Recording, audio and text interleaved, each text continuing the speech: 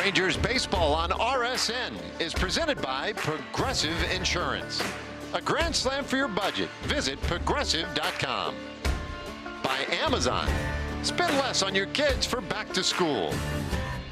And by Choctaw Casinos and Resorts, the official casino and resort of the Texas Rangers. All right, yeah, we are just about set to go tonight. Middle game of this series, Rangers and White Sox, and it's a Kumar Rocker start tonight. Rocker will go to the mound with a 4.40 ERA and 90 innings pitched. He's had an opener a few times, so he's got 18 games, only 16 starts listed on there, 34 walks, 80 punch-outs, 254 batting average against. We told you about his slider and the open at 38% usage. That's the 6th highest in the big leagues. He also throws a sinker, a cutter at 15%, throw that four-seam fastball also, and a changeup 5% of the time. Okay, well, his challenge tonight, a pretty good one, because these White Sox have been playing great baseball this year, and they come in at 53 and 46. A Trajan Wealth lineup for Will Venable has Sam Antonacci leading it off in left field, and Murakami at first base batting second, and this Miguel Vargas at third base. Montgomery, Benintendi, and Tristan Peters in the middle. Chase Maidroth gets a start at second. Acuna at short. And Drew Romo does the catching. He'll bat ninth for Chicago. Here's a quick look at the Rangers defense. Wyatt Langford getting a DH night tonight. So Alejandro Osuna starting in left field. Cam Cauley, your center fielder. Brandon Nimmo in right. Young and Duran on the left side of the infield. Foscue and Berger on the right side. Elias Diaz will do the catching for Kumar. Okay, well, all of our paperwork is done. And now we just play baseball. Rocker gets us started tonight with the cut fastball down below the zone, though, for ball one. 102 degrees outside as we start tonight. So it's starting to cool off. 1-1 to that foul ball by Antonacci. I don't know exactly how hot it got today, but I know it was hotter earlier. But there you go. 102 out there. Nearly 30 degrees cooler inside. It's 74 indoors here as we are underway. 1-2 the count. And I know it was not that long ago when we played these games in this weather across the street, day in, day out, and somehow we managed. And even though it was just but a handful of years ago, it almost seems impossible that we ever did it. I just can't imagine doing that again voluntarily. Like, why would we? Here's the 1-2, and that's fouled away. Gosh, you played in that stuff. It was great. What did you think of those 102, 104 degree nights? It was hot. There were days when it would wear on you. But the best comparison I had is, would you rather play in this, or would you rather play in the 40s in Cleveland in April and early May, which I had a chance to do later in my career? Or, I played in Portland, Maine in Double-A. We got snowed out a few times. I would much rather play in the 100-degree heat. Well, Rocker at 2-2 delivers, and Antonacci fights off yet another one. And so here we are tonight, one batter into this game, and it's already giving last night. I mean, how do you foul off that pitch?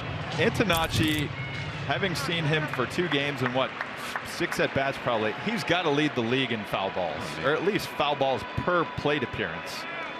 2-2, and he hits this one down to first. Berger can go to the bag himself and take care of Antonacci. 1 away. That was a 7-pitch at bat. And last night, I kind of find this number hard to believe.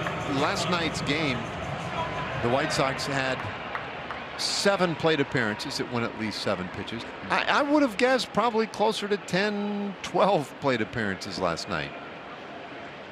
And it seemed like it was constant. And we could resurrect a conversation from about a month ago in that Twins series when we were talking about, you know, there was one game where the Rangers were making quick, easy at-bats, and then we kind of dug into some numbers, and all the good offensive numbers for any hitter, for the most part, they happen within 3 pitches. And the deeper you get in to an at-bat, your numbers go down. But at the same time, if you're putting pressure on the pitcher, you're doing the right thing. I think the White Sox are doing a little bit of everything. Last night they were anyway. But Antonacci, you're a guy as a leadoff man, you're supposed to see a bunch of pitches. And I think he fills that role really well for the Chicago team. Well, he does. And now Murakami, a couple of swings to start this at bat, and he'll take that one very high. The fastball from Rocker at 96 miles per hour. It's an all or nothing approach generally with Murakami. Strikes out a lot, but he does have very good power. And Rocker is a little bit high with that one as well. 2 balls, 2 strikes. So Kumar, 2 wins and 8 losses this year, that 4.40 ERA, and it's a story told by a lot of Rangers pitchers this year. The first inning, kind of an important one for him.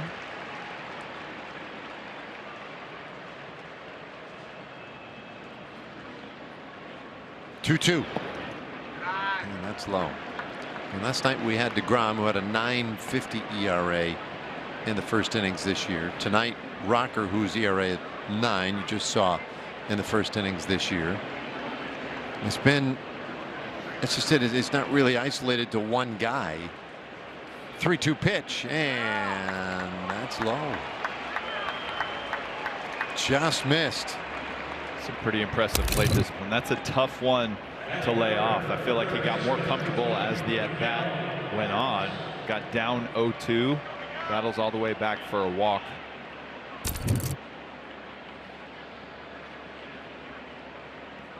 So Murakami is on, and Vargas the batter now. Murakami, you don't figure to be a huge threat to run.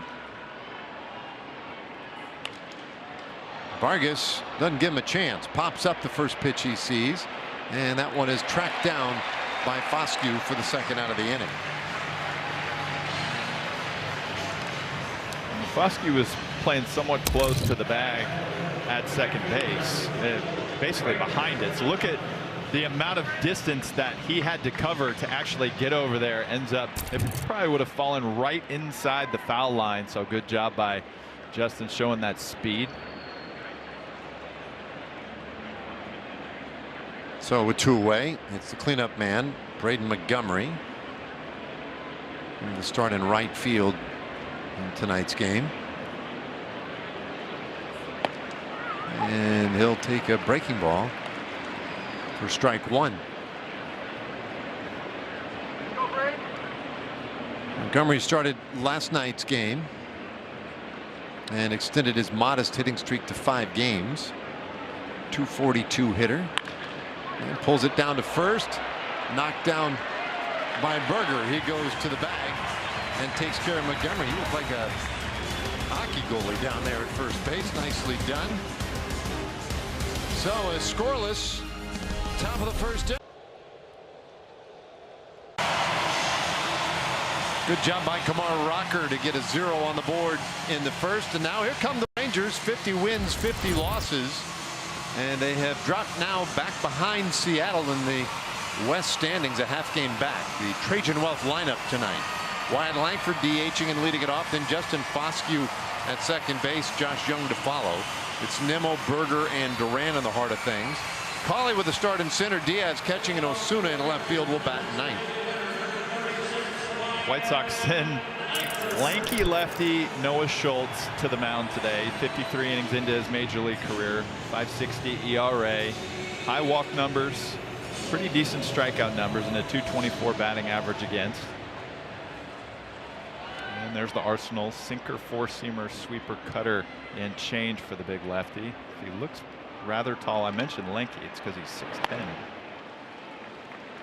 I think it's a swing and a miss on the first offering tonight. A fastball not overpowering there at 94 miles per hour, but rushed it right past Wyatt. And now Langford hits that out into left field. That drops in, base hit. So Langford is on. Good start to the bottom of the first. Langford hit second last night. He's been on a pretty good roll here offensively. Looked like he got a change up there, got out front of it, but good path. That bat stayed in the zone a long time and floats this one. That ends up right in front of Antonacci and left. Yeah, different look tonight for the Rangers. With Langford in the top spot, Foscue batting second, and Justin fouls that one back. So Skip Schumacher. And this is what I've enjoyed about watching Skip in his first year as a manager with the Rangers, is just his willingness to give different ideas a shot. Doesn't feel like he's beholden to any particular player or position or anything like that, and I think that the guys have consequently kind of accepted that as a reality and embraced it. I don't think anybody's fussing about where they are in the lineup tonight. That's in there for a strike. 1 and 2 the count. It's more of what the game has become. Yeah. Back in the day, you had more of a set lineup. It wouldn't change lefty, righty, whatever it is. So then over time, you would see different lineups come up, and just obviously you have to play the hot hand. And Foscue strikes out swinging. 1 away here in the first. So Josh Young coming to the plate. How about a look at our Ford leaderboard? Young, after a loss, kind of an interesting concept, but a .321 average. He rebounds as well as anybody. That on base percentage of .414. So maybe he has a big night tonight to help get the Rangers back on the positive side of the ledger. It's been one heck of a season for him with that average at .293, 4th best in the American League. And he fouls that one away. 0-2.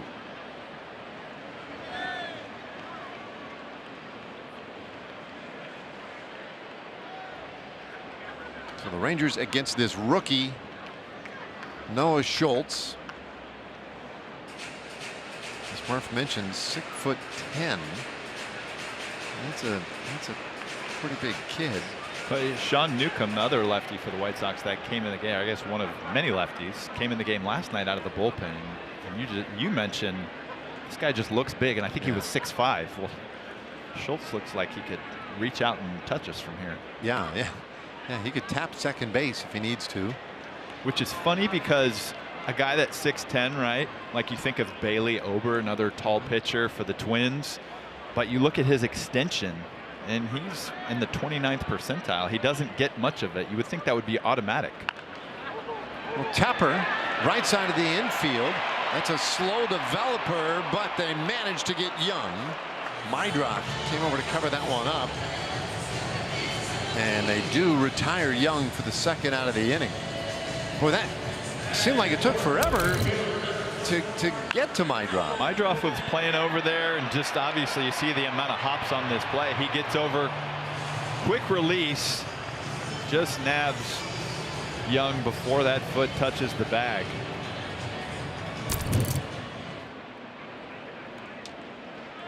Well, 2 gone, and you do get Langford into scoring position now for Nimmo. And Brandon shoots that deep out to left field. Antonacci back to the corner. That one is gone. Nimmo goes the other way.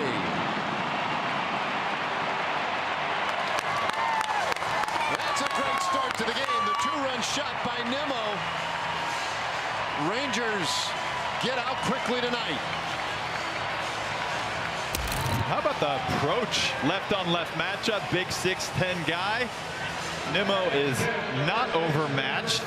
He's looking to go the other way, and he does so with some authority. Some first inning fireworks here for the Rangers, taking an early 2-0 lead. His teammates love it. And so now Jake Berger. And he'll take low, ball one. So the Rangers jump out on Schultz.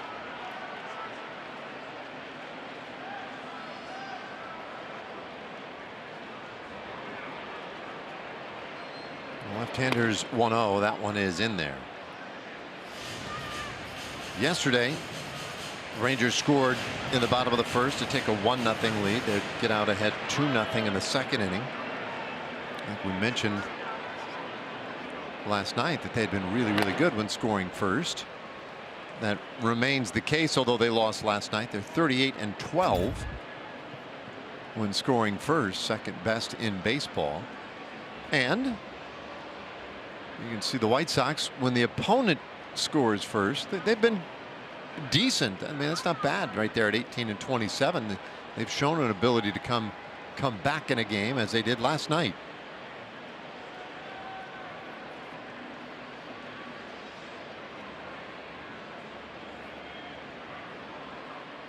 1-2 the count, and Schultz delivers, and that one is hit up the middle. Meidroth is there. He throws out Berger, and the inning is done. But a very good inning for the Rangers. A leadoff hit, and then Brandon Nimmo, first pitch swinging. This goes the other way with it, down into that left field corner. Nimmo's 10th home run of the year, and the Rangers lead it 2-0.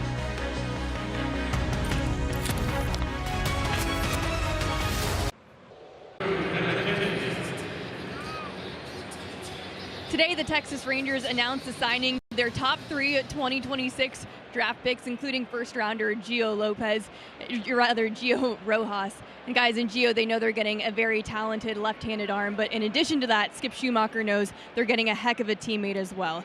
Gio is actually teammates with Skip's son, Brody, on Team USA. Skip got to watch him pitch for 2 weeks in Japan during that baseball World Cup. And guys, Brody told Skip that between starts, Gio was one of the best teammates around. So we'll get to talk to Gio here in just a few minutes, but you don't necessarily get a much better scouting report than one from your very own son, right?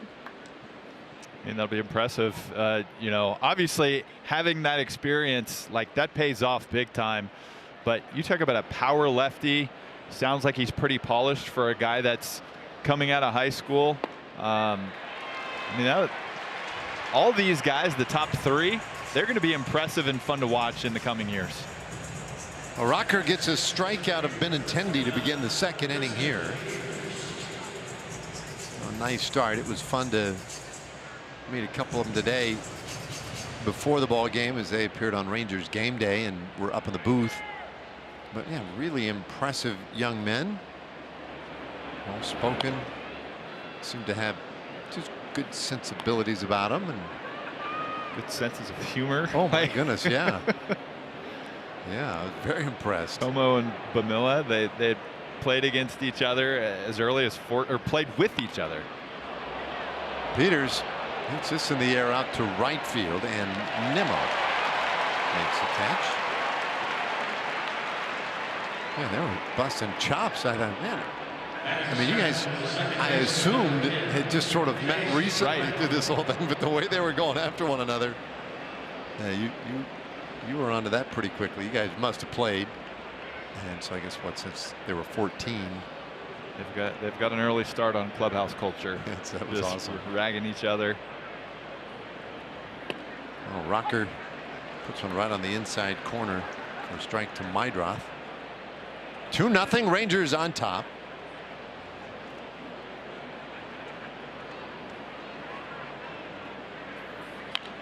Well, this is a bouncer down to third base. Young was up on the edge of the grass, has plenty of time, and throws out Meidroth to complete a 1-2-3 inning. Boy, Kumar Rocker very sharp in the second.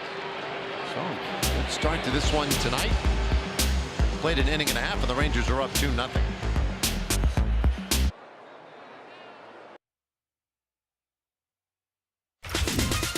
Well, how about this in our Choctaw Casino and Resorts game within the game? If there were ever any concerns about Rangers offense and their performance against left-handed pitchers, take a look at what they've done since June 1st in MLB ranks. They're first in average, first in slug, second in on-base percentage, and fifth, tied for fifth, 19 home runs. So little average, little power. They're doing everything against these lefties.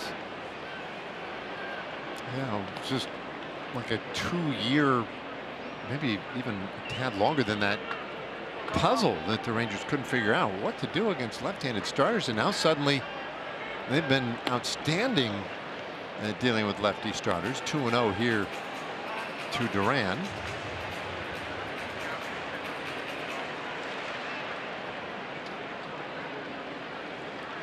Zeke leading off this second inning. 10 homers, 50 RBIs for Duran, and he flares that one to short, taken on a short hop by Acuna, and he is retired. First out of the inning. That brings up Cam Cauley.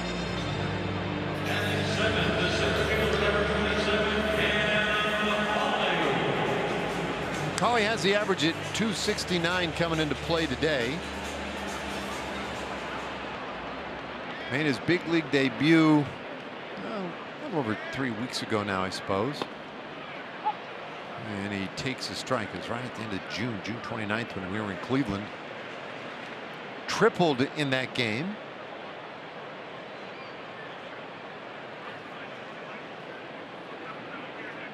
He turned some heads in spring training. He hits this one sharply down to third, and it goes right off of Vargas's glove, and he can't recover in time. Cauley is on.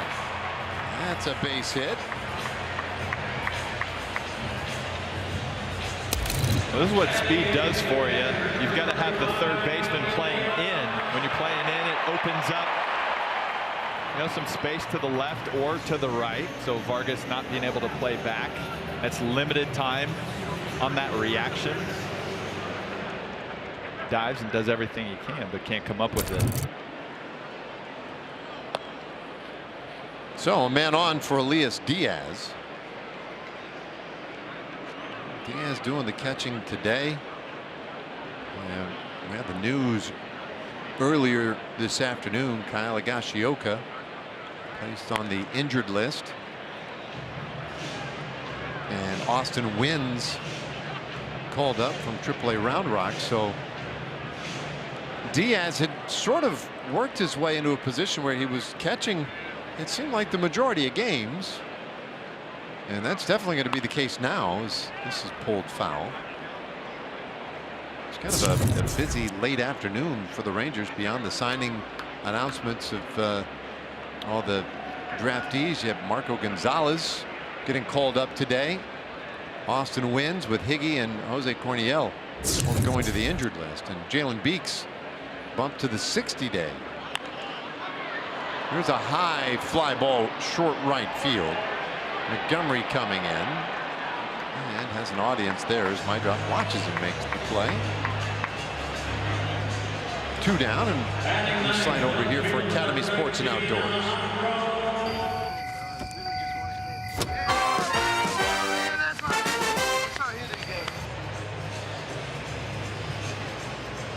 And Alejandro Osuna, 253 hitter, with a home run, and he takes low, ball 1. It was a tough day for catchers in this series. Well, with the news of Higashioka.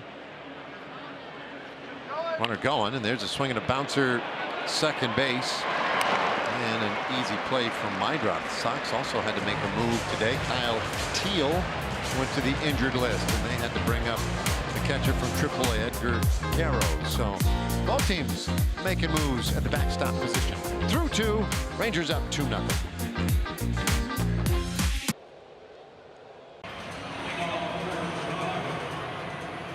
Well, just about a week after Gio Rojas heard his name called in the first round, he is officially a Texas Ranger. Gio, the last time you were on a mound, you were helping your high school team to a state title. Now you're a professional baseball player. How has this last month transpired for you? I mean, it's all been so surreal. I said it earlier. I mean, it's always been my dream, since I was 4 years old to, be in this position. But really looking at how time flies by, I was really in high school not too long ago, and now I'm really grasping my dream. I mean, it's all just coming in a line. I mean, shoot, the path is pathing. The path is pathing, and it started for you at Stoneman Douglas. I mean, that is such a baseball powerhouse. You told me earlier that Jesus Luzardo, Anthony Rizzo have both reached out to you. What's it like to get that kind of support from that program? I mean, they're both big names right now. I mean, Rizzo, biggest name. Jesus, very big name. I mean, truly to hear from them, it's a blessing, you know, to be in, especially in the shoes that they've been in. So they understand the feeling and all of that. So it truly is a blessing. Well, you have the second and third round pick here as well in Connor and Brody. What's it been like getting to forge some of those relationships here this week? I know you guys already know each other a little bit, but what's it like getting to spend some time with them? I mean, I get to know them on a deeper level. You know, I'm here with them pretty much all day. And I mean, they're going to be with me for the rest of my career. I'm going to know them, you know, as the buddies I kind of got drafted with. Connor, I kind of knew a little bit. He played on the USA Prime team that I what can I say? How do I say this without sounding? Okay, so my team, the USA Prime Aces versus USA Prime Tigers. My team always won, just saying. But Brody, I knew him at the USA Trials a little bit ago, and I've been friends since. We've got a little teammate competitive fire going already. That's a sign of good teammates to come. Thanks for the time, Gio. We appreciate it. Thank you. Dave? Okay, well, it sounds to me like they kind of dominated. Pretty much. And they knew it. USA Prime. That's right. So, well, speaking of dominating, did you see those numbers? His high school numbers, 285 strikeouts in 162 innings, if I saw that correctly. Well, what is that, like an 80% strikeout rate? It's pretty ridiculous. I mean, that's the number that jumped off. Yep, 285 and 162, 132 opponent batting average, .65 ERA. Is this Nintendo or is this real life? I mean, that is pretty absurd, right? It's Nintendo using all the power-ups. It's high there. 3-1 to Romo.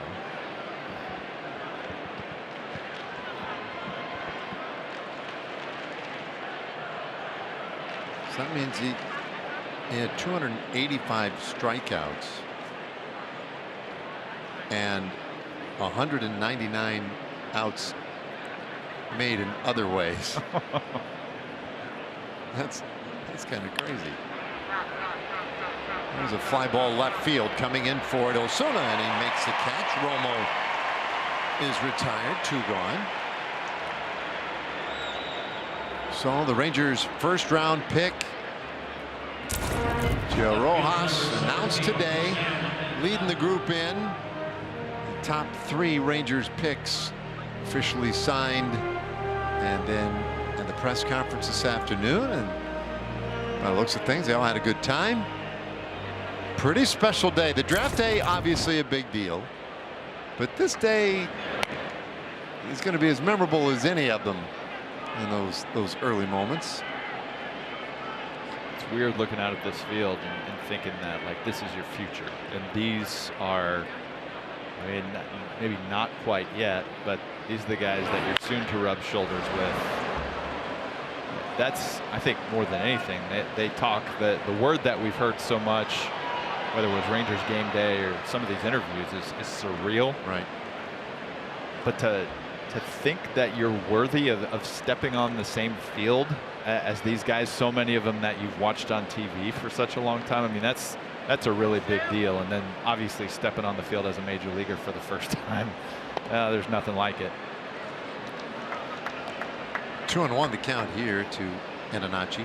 So when you signed, did you have one of these days? I went to Boston, to Fenway Park. The disappointing part at the time was it was raining that day, so I didn't get to take batting practice on the field. But I did get to meet David Ortiz, Manny Ramirez. David Ortiz gave me a bat. Really? Like, that was pretty cool. Like, he knew what I was there for. 2-2 pitch and rockers low with that one. And that was the breakout year from Ortiz also. Like, nobody really knew who he was at the time. He had been non-tendered by the Twins. So that was 2003. So I did a press conference, got to hit a little bit in the cages with the guys, and man, you talk about what a cool experience.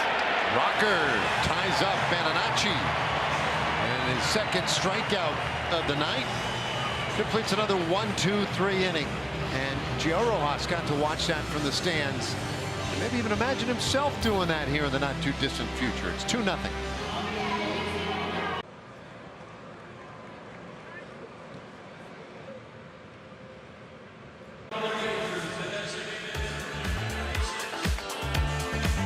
Well, Rangers have that 2-0 lead as we go to the bottom of the third inning, and the lineup turns over. Wyatt Langford leading it off. He has been so good since coming back off the injured list, hitting .360 since June 16th. His slug of .693. Those are both second best in that time, and the best OPS since coming back. And he goes after the first pitch here. Sends that high in the air center. Tristan Peters has a beat on it though and makes the catch. One away, and have a moment here for Kia.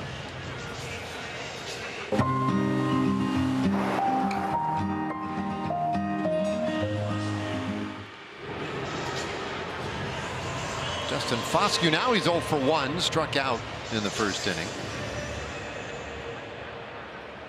Getting the start and batting second today against his tall lefty. And the first pitch to him right in there, strike one.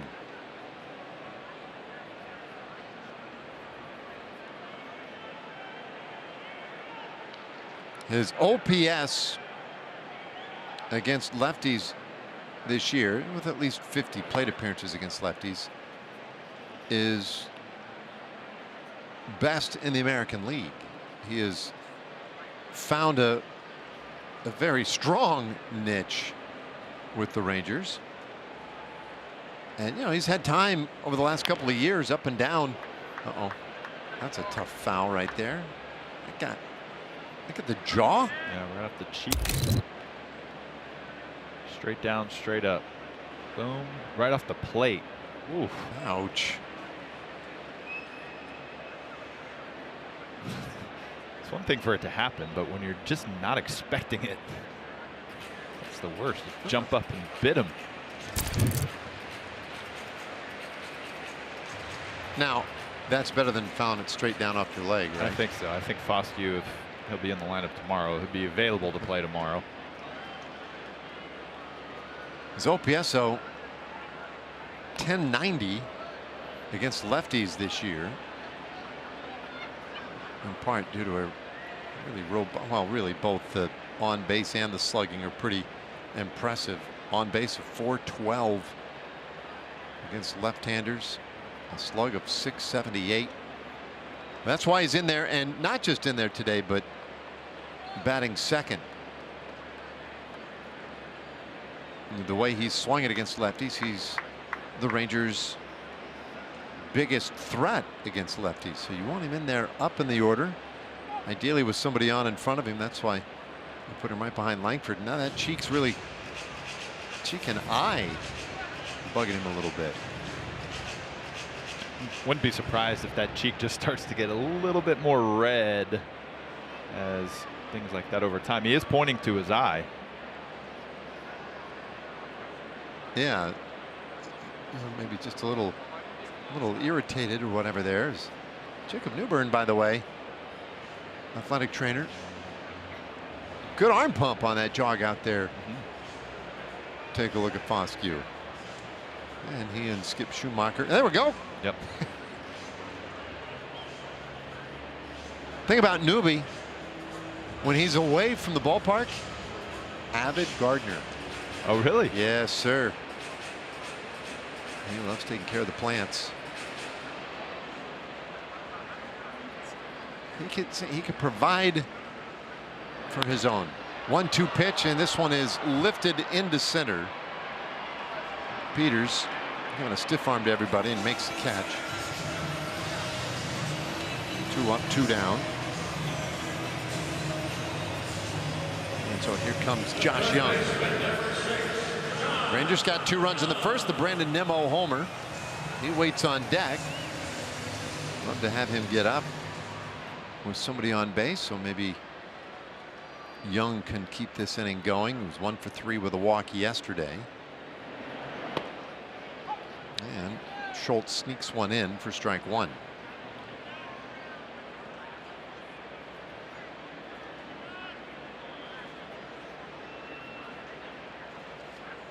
Young grounded out in the first, and it looked off the bat like the ball might just sneak through the right side. Wasn't hit very hard, and Meidroth had a lot of ground to cover to get over and get to the ball. Eventually he did, and then still had time to throw out Young. It was just one of those, as it developed, the first, at least first half of it or so, it looked like a sure infield hit. This one's lined into center. Base hit for Young.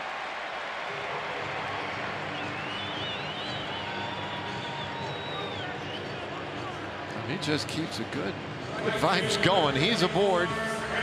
Nimmo coming up. Our TXU Energy power stats. Nimmo had that 2-run homer in the first inning, and these are really impressive numbers. Hard hit rate, 5th in the league. 145 hard hits. Average exit velocity, 7th best. It's really been an intriguing year that way for Nimmo. He's done exactly what you want to do, hit the ball hard, and he's also had some tough stretches where, despite the hard contact, the hits haven't always come. Schultz avoids him with ball 1. I was looking at some of the expected slug numbers the other day, and I think he's in the top 10 in baseball. So I think that would kind of prove to you that he's had some bad luck. Your expected slug is good. That means obviously you're barreling up the baseball, but just not a lot to show for it at times, especially at Globe Life. I mean, he's had a nice season, a .260 average coming in, 10 home runs. Now has 39 RBIs, but you just get the sense that it hasn't been all that fair for him. And I say that, and a soft bloop into center drops in. So there you go. It all evens out, Murph. Bad contact. Brandon, that's the way to go. We just need to have those conversations when he's up. We're doing the reverse jinx, right? Yeah. Well, fastball running in on his hands. You just live off the barrel a little bit. That's how you get weaker contact. Don't use the barrel. You know what they say, the barrel is overrated. Floats this one out there. Finds some land. Young goes first to third. Little 2-out rally.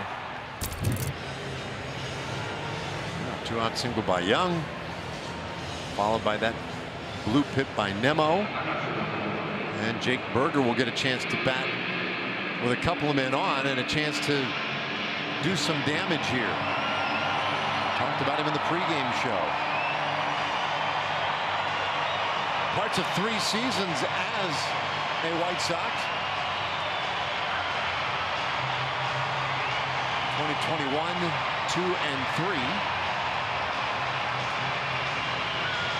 He was traded to the Marlins in 23, played there again in 24, and really put up good numbers both places.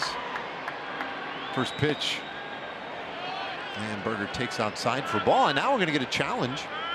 Romo, I think this could be an ill-advised challenge. ABS challenges powered by T-Mobile. Let's see. Yeah, that was definitely a ball. So White Sox lose one of their 2 challenges now.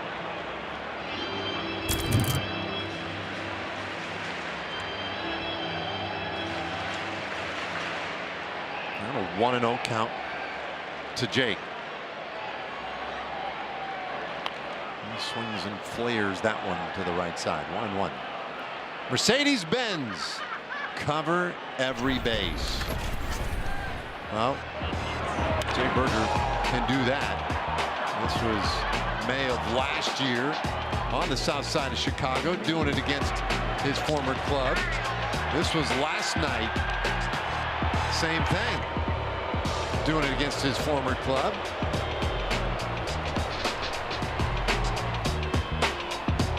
Kind of feel like he get greedy asking for a 3-run homer here, but Wouldn't you love to see it? Yes. Yes, I would. The Rangers 1-3 since the break. And even their one win was more of a grind. They were down 4-1 in that game. They had to come back. There were some stressful innings there. So lots of stressful baseball in the first 4. The easy ones are nice. 2-2 now to Berger.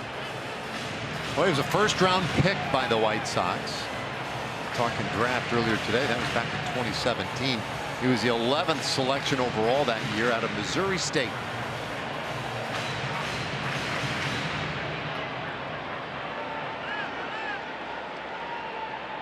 Now trying to do damage against his former club. 2-2 pitch.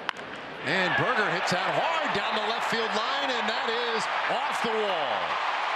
Young is in. Nimmo stopped at third. A double by Berger. And it's 3-0 Rangers.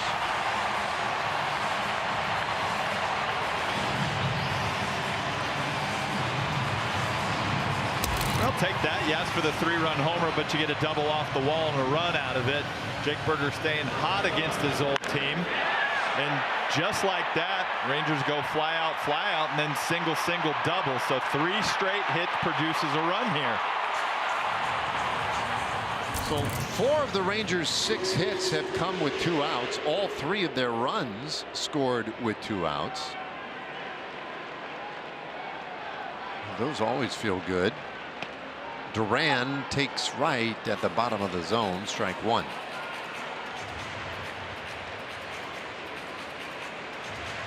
Chance to really do some damage here. Duran 0 for 1. Base hit to the outfield will plate 2 more very big runs. Check swing. He did not go. 1-1.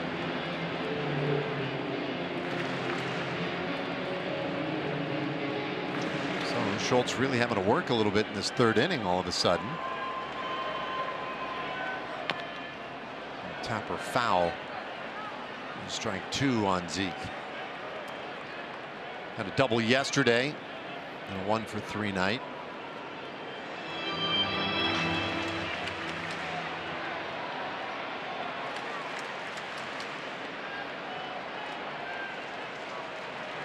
One-two from Schultz, and strike 3 called, and Duran didn't love it but doesn't challenge, and the inning is over. Well, Jake Berger delivers a 2-out double, and he continues to roll against the White Sox. It's 3-0.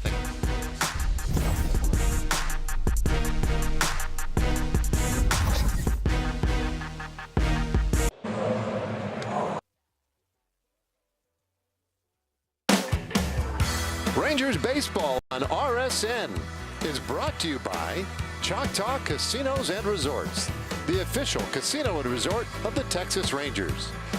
And by your North Texas Chevy dealers. Chevy drives Texas. Dude, did you just see that last picture of the ball basically wrapping around the barrel of the bat? Oh, I stepped away for, I looked away for it. Man, it was wild. Here is a first pitch swing and a base hit for Murakami to start the 4th inning. Anyway, easy to get distracted. Skip Schumacher came out during the break and was talking to the umpires. He made a couple of moves. This is interesting. Duran has moved over to 3rd base with Young coming out of the game, and Nicky Lopez checks in and takes over at shortstop. So let's see if we get a report at some point on Josh Young and why he came out of the game. Assuming there was a reason, as this one is high. Ball 1 to Vargas. 3-0 Rangers on top.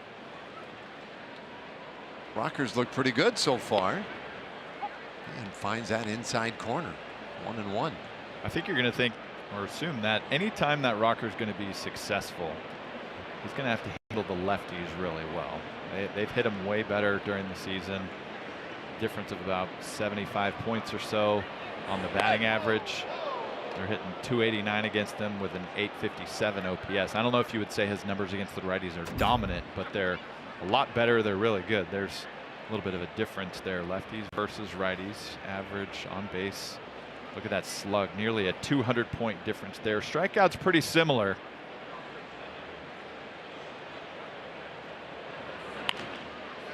Vargas hits that out to center field. Coming in quickly forward is Collie, and he makes the sliding catch. On the way.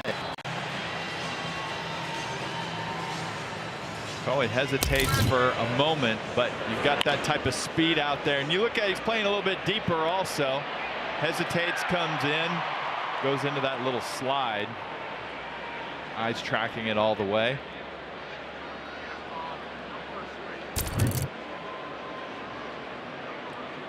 He's still learning a little bit out there in center field. And now the first pitch to Montgomery is pulled foul for a strike.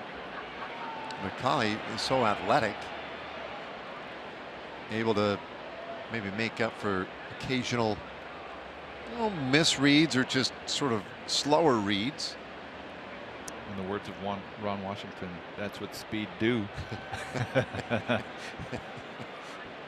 Yeah, you can afford to get a bad jump when you have the type of speed that Collie does. Fouled off here, 0-2 the count. The old man couldn't make the catch with a glove, but that's all right. Junior was there to make good for him. You got to back up dad sometimes. Oh, dear goodness. Come on, Red. Yeah. Got caught in the lights. Yes, he did. That must be what happened. A little pop-up out into short left. And Duran gets out there from third base. Yeah, we got to change where those lights are. Oh, come on, Dad.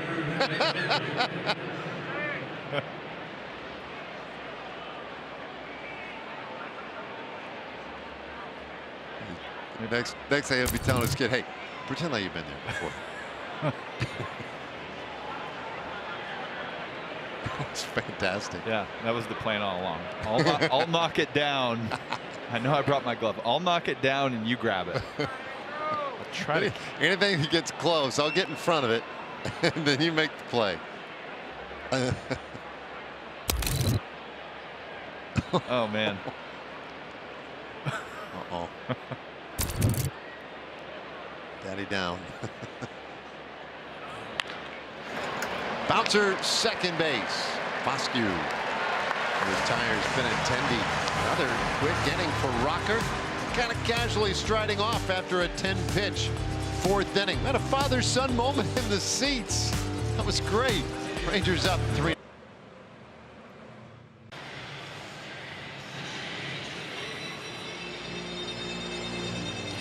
Bottom of the fourth inning, Rangers lead by 3, and Cam Collie coming up to bat here for Texas. He's in the lineup today as a center fielder, but guys, before last year, he had only played middle infielder. But what he was a standout all-state wide receiver at Barbers Hill High School in Mont Belvieu, Texas. So when I talked to him in spring training, he told me center field is actually a lot of fun because it reminds me of playing football and wide receiver, and it gives me more ways to get in the lineup, and that versatility is a big reason why he's with the team right now. Yeah, the athleticism plays. You can play. I feel like it's easier to go from infield to outfield than outfield to infield. Takes a big hack here, but pops this one up into short right field, and an easy play from Montgomery, one away. That's another difference in the game today. Like you wouldn't see. Like we were talking about Skip Schumacher earlier, and some of the differences in managing today. The way he's not afraid to change up the lineup. Back in the day, it would be more of a situation where the lineup would be the same from day to day. Now they change it up, similar, to the way that players are used. And obviously, I guess if you're going to look at the biggest example, it's a Shohei Ohtani type of guy where you never saw a guy that would hit and pitch, and he's, as they call, a unicorn. But for guys to mix in the infield, also in the outfield, there's very few guys, and now there's so many. Ben Zobrist was probably the ultimate utility guy when I was playing. and he could switch hit. There's a lot of different things that he could do, but now there's Zeke. He's another one. Infield, outfield, multiple positions in the infield. So I feel like it shows a lot of talent and versatility to be used all over the field. 0-2, and this is pulled foul. That's funny you mentioned Ohtani pitching and hitting. And it was just recently, last, I don't know, couple of days, All-Star break, whatever, with Dodgers basically shut down the pitching portion of it for Ohtani. He's outside, which again speaks to just how difficult that trick is. Just remarkable how well he's done over the years doing both. 1-2 pitch. And I mean, it's been superhuman. Not just his abilities, which is ridiculous, but the ability to recover and just keep playing just almost doesn't make sense. And just I don't know, the superlatives in which he does things. Like, obviously, he hits the ball close to 500 feet. His bat speed is incredible. He turns around velocity like it's so easy, and then to be able to throw 100 miles an hour, and the way that he can make his sweeper move, he's just different. And this ball is ripped into left field. Elias Diaz will cruise to second base. He has a 1-out double in the fourth. That's another good lengthy plate appearance. A 7-pitch at bat for Diaz. I was kind of surprised here by Antonacci out in left field. The guy in Diaz, this ball to left field. You know, a guy that doesn't run that well. Seems like he went hard after it to begin with, and then he laid up. I don't know if he could have gotten it and cut Diaz off and kept him at first base for a single. Either way, great swing from Elias.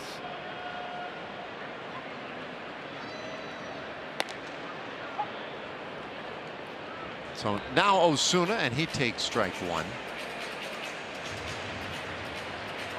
Alejandro grounded out in the second inning. He's 0 for 1.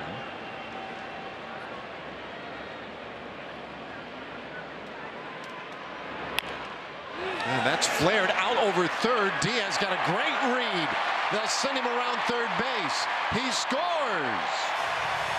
RBI single by Osuna. And he makes it 4-0 Rangers. Well, for the lefties that are in the lineup today, they're taking such a good approach. You get left on left and you try to pull the fastball. It's so easy to get around it, and you end up with a rollover. You go the other way, even though this ball not hit incredibly hard. Good things happen. And you mentioned it, Diaz, what a great jump. You don't have to be a fast base runner to be a good base runner. And with 1 out, he sees the little flare, he's able to read it, and scores easily.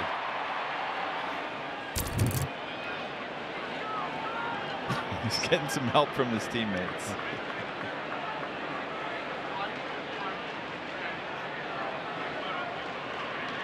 So 4-0. Only 1 out. Here's Langford, and he takes strike one. Langford with a base hit is also flied out. 1 for 2 today. He scored a run. 4 runs, 8 hits for the Rangers. As a team, they're 4 for 8 tonight with runners on base. And Schultz runs that in tight.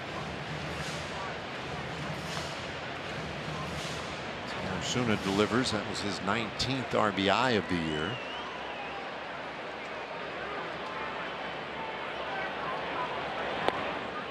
And that's downstairs. We're talking about Antonacci out there in left field for the White Sox. And not unlike Cawley, he's a little new to the outfield. He played just 11 games in the minor leagues in left field.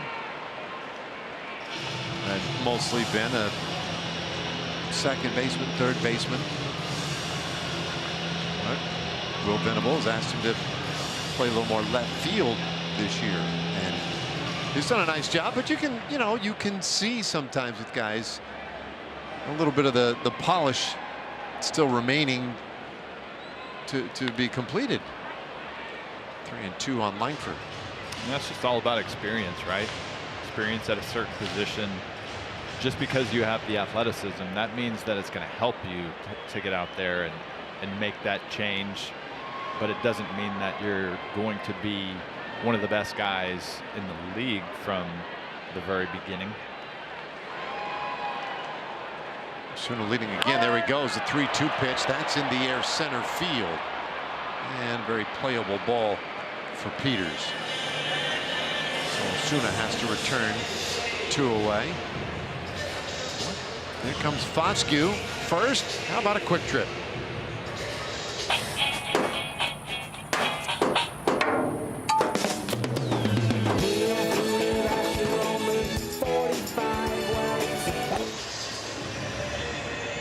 I'll tell you that song.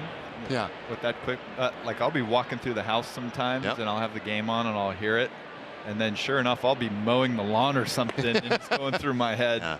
That's catchy. Yep, it does stick. That's very much an earworm. By the way, we were talking over the weekend about just looking in on a steal. And obviously that was a 3-2 count, but Osuna was running on the pitch, fly ball to center field. He knew exactly where it was, so it was a good job of looking in, picking up the baseball. Yeah, and that became very meaningful in one of those games in Atlanta. The Rangers maybe kind of refocusing some of those little details now as we get going in the second half. It's just the first week back. So Osuna leading again. The pitch from Schultz. That is a strike right near the top of the zone. You can see Foscue. Oh, the hand was up there by the helmet. It was like, I am gonna challenge, but all right. There's a swing though, and that one gets through into left field. Base hit. Osuna chugging for third. He gets in there. So Langford comes right back with a base hit. Rangers have him on the corner. Well, this ball is barreled. This one actually below the zone. Foscue just continuing to do what he's done against left-handed pitching all year long. And you got an aggressive base running move right here with Osuna. Once again, talking about that outfield play. That was a bold move to throw the ball to third. Foscue almost moved up into scoring position. Yeah, indeed, it was Foscue with the base hit, not Langford. So Foscue with the single. Runners first and third now with 2 outs. Young coming up.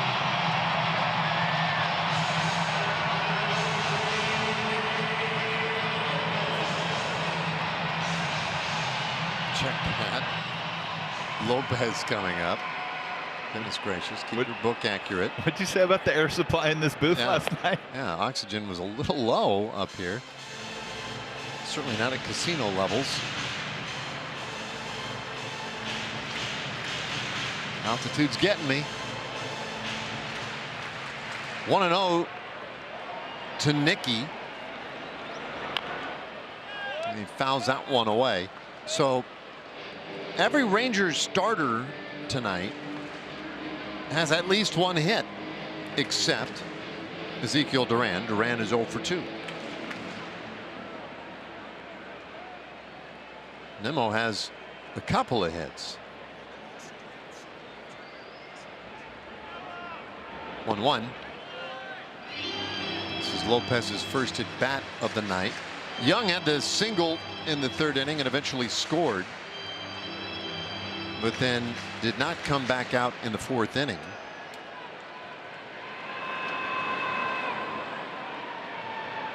Two 1, and that's low. So Schultz 25 pitches into the inning and still in need of another out.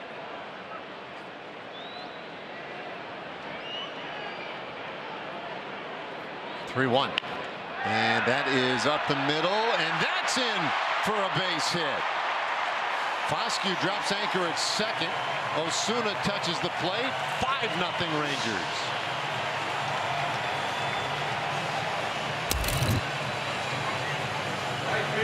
Well, every Ranger starter and Nicky Lopez has a hit, except for Ezekiel Duran. Floats this one out there into center field. Once again, staying off the barrel.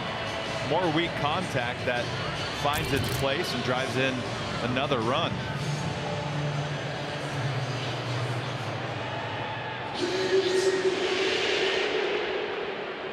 Oh, big hit by Nicky Lopez. More two-out magic. And Nimmo has 2 hits already today, including a home run. Takes ball 1.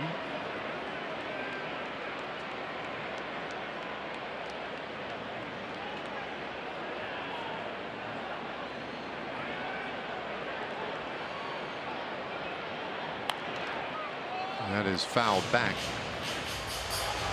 1-1. Trevor Richards going in the pen right now for Chicago, so they are hustling to get somebody ready.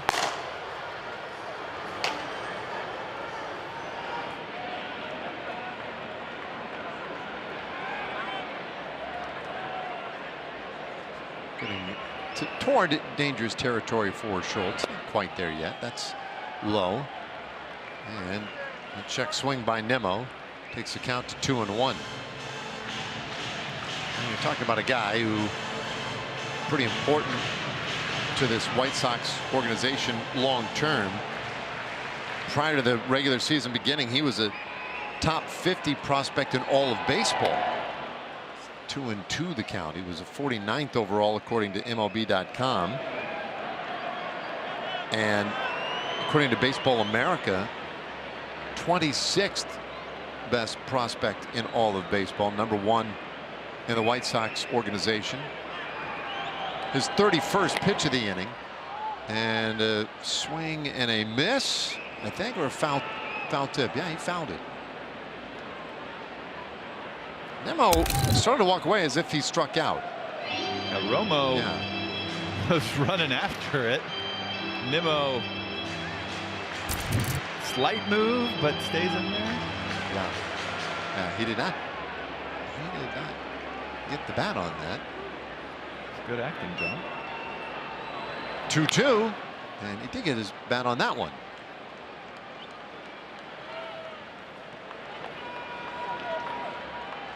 Assume nothing. How does that happen? And that wasn't very close. It really wasn't. You must have heard the click of the ball hitting the shin guard. That's a magic act. It really is. 2-2. And another foul ball. Maybe karma getting a little bit of Nimmo on that one. It wasn't his fault. If True. they don't tell you to go back to the dugout, you stay in there and you see more pitches. Do not argue. Now he's doing his best Sam Antonacci impression. Yeah, listen, and when a guy's starting to leak a little oil like Schultz is in this inning, a long at bat like this can really get dangerous for a pitcher. 2-2, and that one is through the left side. That's a base hit. Foscue stopped at third. The Rangers have him loaded. An 8-pitch at bat, and Nimmo is now 3 for 3. And Venable has seen all he cares to see this inning. That'll be an early exit tonight for Schultz. And so Richards had been loosening. And the veteran right-hander coming into a bases loaded spot in the 4th inning. Rangers are leading 5-0.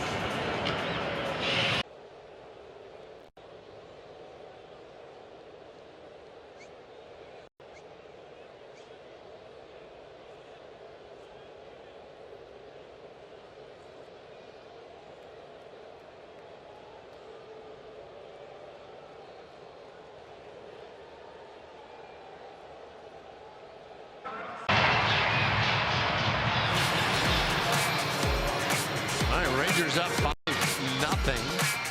If taken early control of this ball game. Still batting in the 4th inning. They have the bases loaded with 2 outs for Berger. But the White Sox go to the bullpen, and they'll bring on the veteran Trevor Richards.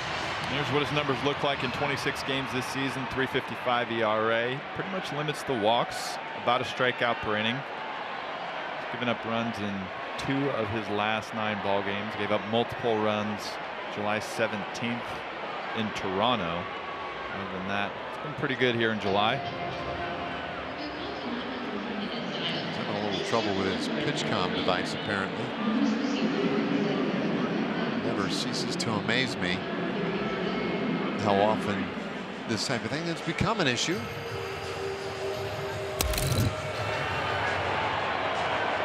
See behind him, the clock was down to 2 seconds as well, so perhaps fortuitous.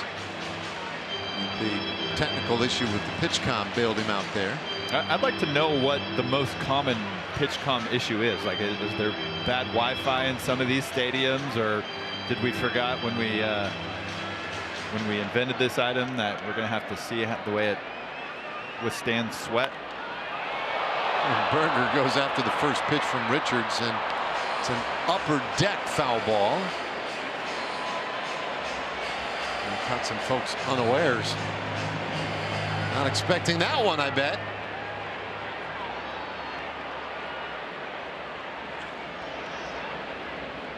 Now the 1 strike offering fouled away. Berger had an RBI double last inning. And for the Rangers, this is now an 8-batter inning. Good career numbers with the bases loaded for Jake. Just the 1 grand slam. Rangers haven't had one this year. And they won't get it right here either. Berger strikes out swinging, leaves them loaded. And they'll settle for 2 runs, but it started with a 1-out at bat by Elias Diaz. 7 pitches in, and he gets that big double.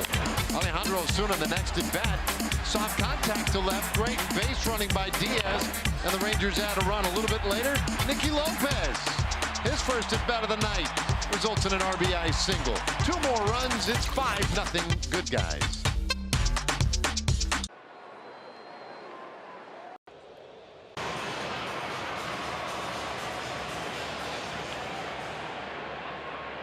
Well, one-sided affair so far. 5th inning is here. Rangers up 5-0. They've out-hit the White Sox 11-1. And Rocker goes to work in the 5th and misses with ball 1.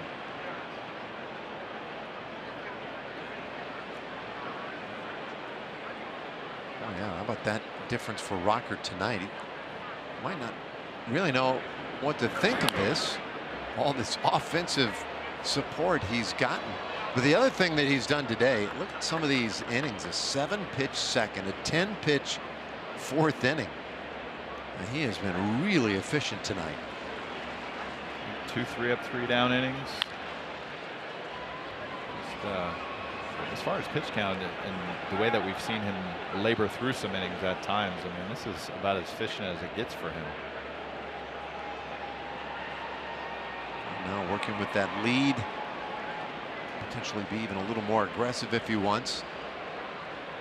Love seeing him throw that changeup right there, by the way. We talked about the difference between the lefties and righties, and there's been discussion on that over the years. What's the separator for him? And it's just adding that 3rd pitch. He's, I guess, maybe 4th pitch. He's got a good cutter, good slider. There it is. He gets the strikeout with the slider here and sends Tristan Peters back to the dugout. You've got a wide variety of ways that you can beat a lefty if you get that changeup working, and he used it in a good way to get a strike, and then you get the swing and miss on the slider here. That moved a ton.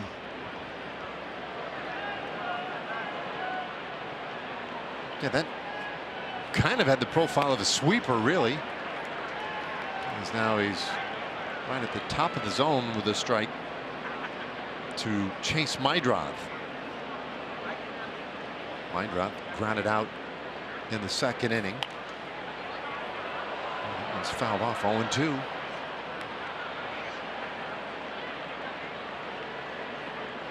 So for Rocker, 3 strikeouts tonight. And there are those nights where he gets a ton of swing and miss and he can rack up the strikeouts. And then there are nights like tonight where he's just getting bad contact. This one's actually hit pretty well out to left, but caught by Osuna. 2 away. Or good contact that ends up in a glove. 96 off the bat. I don't know if that went through some lights or whatever. Big old eyes. That was great. And out's an out. That's right. Now Acuna. And Acuna takes strike 1. He grounded out in the 3rd inning.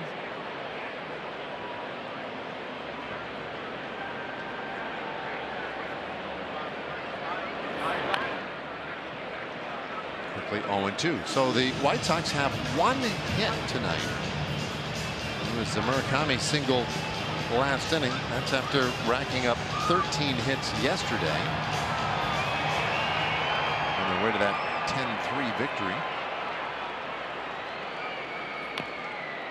And a foul here keeps it 0-2. Rocker getting close to 60 pitches for the night. He's only missed with 19 of them, 19 balls so far. So they're either fouling it off, swinging and missing, whatever the case. But he's been on the attack. Here's the 0-2 and another foul. It is kind of interesting the way that the All-Star break and the time off, it treats different guys different ways. Like some teams, some individual players really need it. Some players respond to it really well, or there's a case of Jacob Mizorowski's outing last night. I mean, he got a ton of rest and he only went 4 innings on 60-something pitches, but Rocker looks great here tonight. Yeah, I think the extra time did him quite well. His 2nd strikeout of the inning, his 4th of the night. Using the slider to perfection, getting some swing and miss. Struck out Peters on an awkward swing, and then gets Acuna with the hard stuff at the top.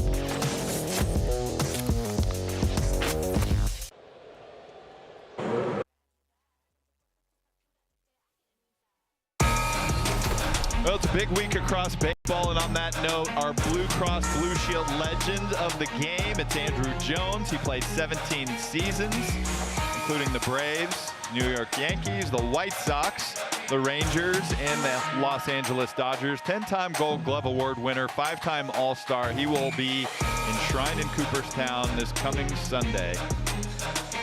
Got to play with him in 2009, and he was a treat.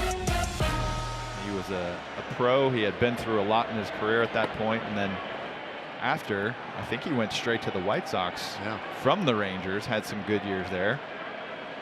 It kind of surprised me how long he played, but I think you can do that when you get to the big leagues at such a young age. I think 19. Yeah, when you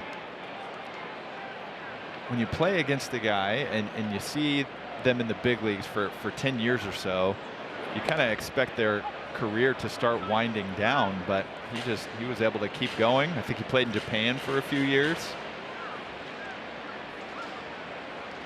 In some ways, he was a little like Evan Carter in that rookie year of his, as the pitch to Duran is in there for a strike, 2-2, because he only played in 31 regular season games. He got called up late that year. He's just 19 years old, but then he kind of went nuts in the postseason. So many of us didn't know a whole lot about him until that postseason. And in particular, the World Series, he had 8 hits. He was 8 for 20 in that World Series with a couple of homers. So he was just massive in that series. The Yankees knocking off the Braves. That was in '96. 3-2 pitch. Duran lives to see another one. Yep. But then, of course, went from there. He just went straight to the Hall of Fame. And it was cool to get to play with him. I think the one thing I wished I would have gotten to see is by the time he was 32, the year that he played here in Texas. Well, Duran rips that one out into right center field. That's a base hit. Another Rangers starter now on the hit column, and he'll pull up at second with a leadoff double. So now every starter has at least one hit. Zeke having a nice year. He's doing great against breaking balls, but he can also hit a fastball. This 93, good four-seamer, not trying to pull. And he shoots this ball into the gap, but gets out there in a hurry, uses his speed to get out there to second. For a second, it looked like he was thinking three, but he shuts it down. I was looking at Zeke earlier. I was thinking something looks different about him. I think he usually, I was thinking it was the pants that, it's like, does he usually wear his pants up? It's the cleats. He's got blue cleats today. He usually wears white ones. Okay, Collie shows bunt. Okay, yeah. They work. Yeah, it might have taken me a long time to figure out what the little subtle change is in those situations. It was bothering me enough to where I was on the computer over, between innings. And, I was you like, went back looking? Well, and I saw the picture of him with the white cleats, and I'm like, that looks more like him. It's got to be the cleats. It's got to be the shoes. 7-pitch at bat, resulting in that double, and now Collie takes a strike, 2-1. Anyway, you were saying about Andruw Jones. Yeah, by the time I played with him, he was 32 years old. He was toward the end of his career, and so he was primarily a DH here for this Rangers team. I wish I would have gotten to see him play center field on a daily basis. I had MLB Network Radio on today, and our former colleague C.J. Nitkowski was interviewing Walt Weiss, Braves manager, and Weiss was saying how he got to play with Jones, and that not only was he an incredible center fielder, but he said that he thought that Andruw Jones may have been the best defensive player at any position that he ever saw. So definitely platinum glove worthy. Yes. Which they give away now to the one player who's the best defensive player in the league. Here's a look back at Duran. But he's saying best defensive player at any position that he's ever seen. Right. Wow. And Walt Weiss had a good long career too, so he saw some good ones. That is up right there, and Collie takes the walk. So a double and a walk to start the bottom of the 5th inning. Rangers putting together some pretty good at-bats so far here tonight. Whether it was against the starter Noah Schultz or now Trevor Richards.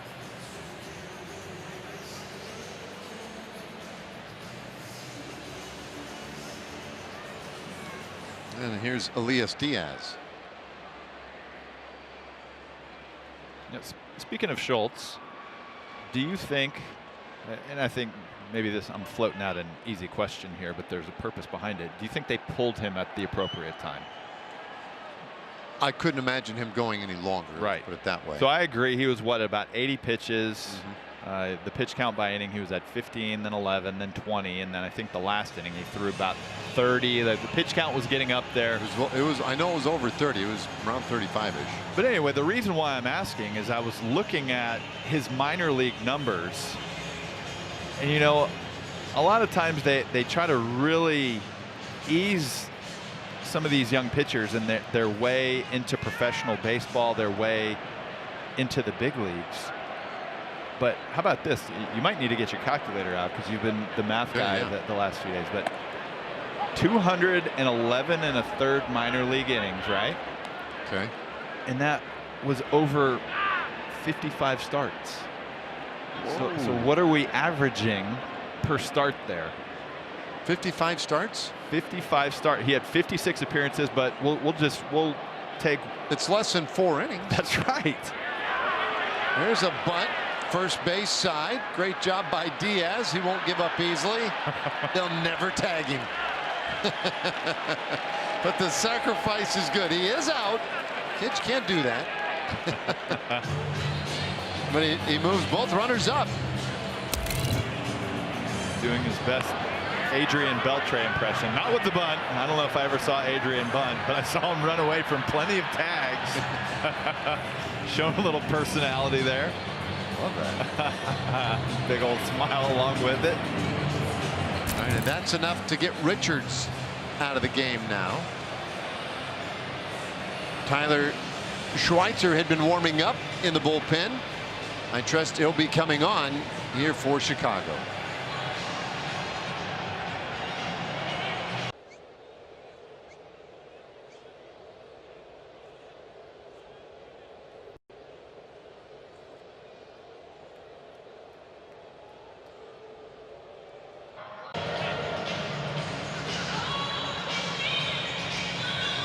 The enthusiasm shows up early tonight with the Tarps Off group. Getting started early, just the 5th inning here. Yeah, there you go. 2 men on, 1 out. And Schweitzer making his 8th appearance of the season for Chicago. Left-handed rookie, pretty good numbers. Not a big strikeout guy in his early appearances, just 13 innings pitched for him. His first pitch right in there for a strike to Alejandro Osuna. 1 for 2. Rangers 5 runs, 12 hits tonight. Infield is in. And that's downstairs. Yeah, so it's kind of desperation time right now for the White Sox. If they want to stay in this game, they really can't afford to allow too many more Rangers to score. At the same time, you run a risk here of a ball sneaking through and 2 runs coming in. And indeed, that one is through. 1 run scores. Here comes Kari. He scores. Osuna with a 2-run single. And this one's cracked open. It's 7-0.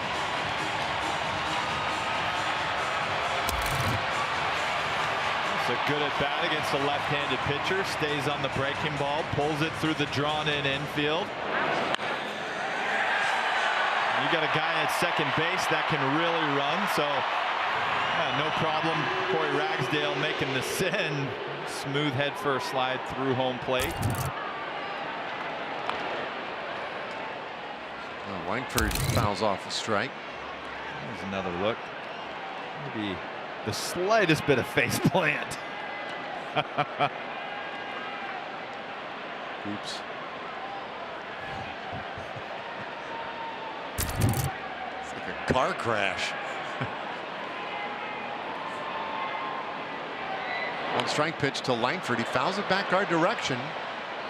Oh, just, and I mean barely, over the outstretched arm. Our high home camera operator, Bruce Harmon, aka Bouvet.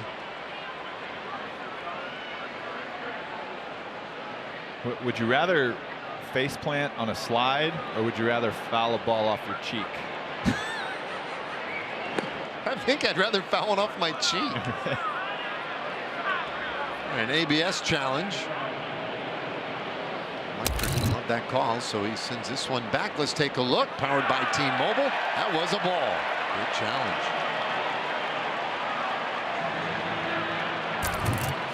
Great challenge. Obviously a ball. Yeah. Close.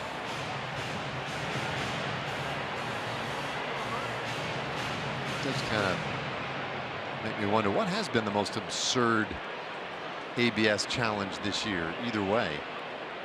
1-2 pitch. Yeah, it's in the dirt. You know, there's been a few that are just right down the middle. There have been. I mean, I think I've seen a Jazz Chisholm challenge or 2 that is just kind of laughable. And then I think we've had 1 or 2. I think Josh Smith might have had one earlier in the year that was so probably got him a little bit of razzing for a while. Osuna at first. Schweitzer's 2-2, and that ball's pounded deep out to left. Look out!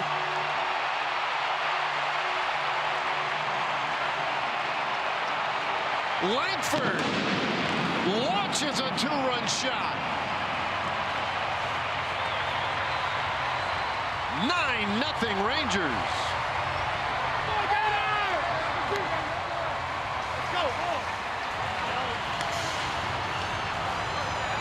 Rangers offense, the obvious story of this ball game.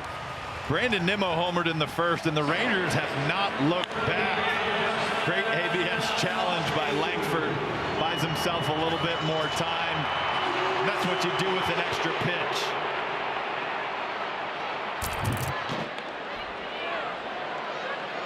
And now Foscue fouls back, strike one. We get another father-son moment in the crowd. Look at that catch. It's impressive. His dad may be more shocked than the kid. Oh, that was awesome. Oh. Well, himself a souvenir. I probably heard a rib or two.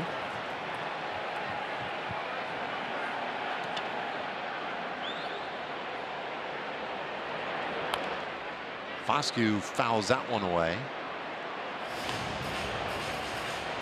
Langford's 11th home run of the year. We were talking earlier about how great he has been since coming back off the injured list. And when he came back, there was a lot of discussion about, well, what does he need to do? And what do the Rangers need from him now that he's back? And, you know, there was a lot of talk like, hey, listen, Langford needs to be the engine, right? He's got to be the guy who really gets this thing going for this Rangers lineup, and he has been exactly that. 4 runs across in the inning. Foscue takes low, 1-2. Yeah, I love the prep work too. I was watching Langford's batting practice today. A lot of times you'll see guys, you know, practice hitting home runs and launching balls. And Wyatt was just shooting balls the other way. Foscue pops this one up near second base. It's second out of the inning. Different things work for different guys, but I loved seeing Wyatt working the opposite field. And it keeps your bat in the zone a long time once you get in a game. It helps you hit a variety of pitches. But man, that ball was launched.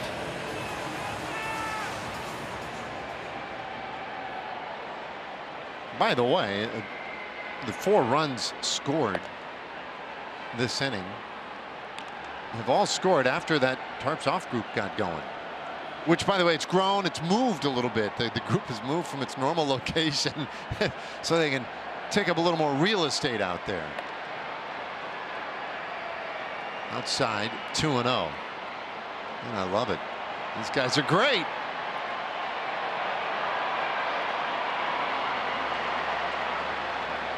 Gotta support the team.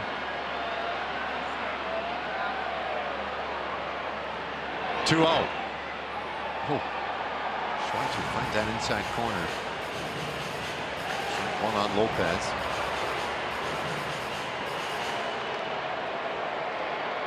Nicky, RBI single in the 4th inning. Fouls that one off.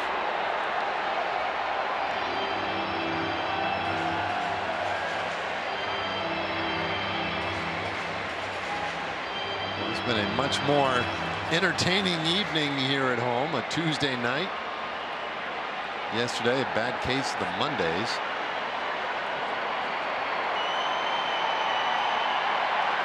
Well, this is quite the bounce back effort today.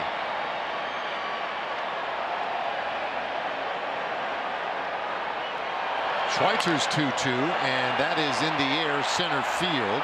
On the run for it and making the catch, Peters.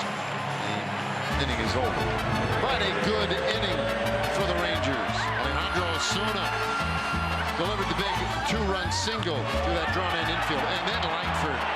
Good night, Nurse. That thing was pounded. 2-run shot. Rangers up big, 9-0.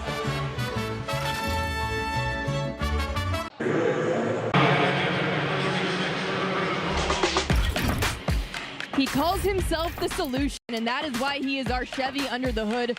Zeke Duran is the first player in Rangers history to start at least 10 games at second base, third base, shortstop, and the outfield in a single season. But guys, Duran told me there was a time when he was not athletic.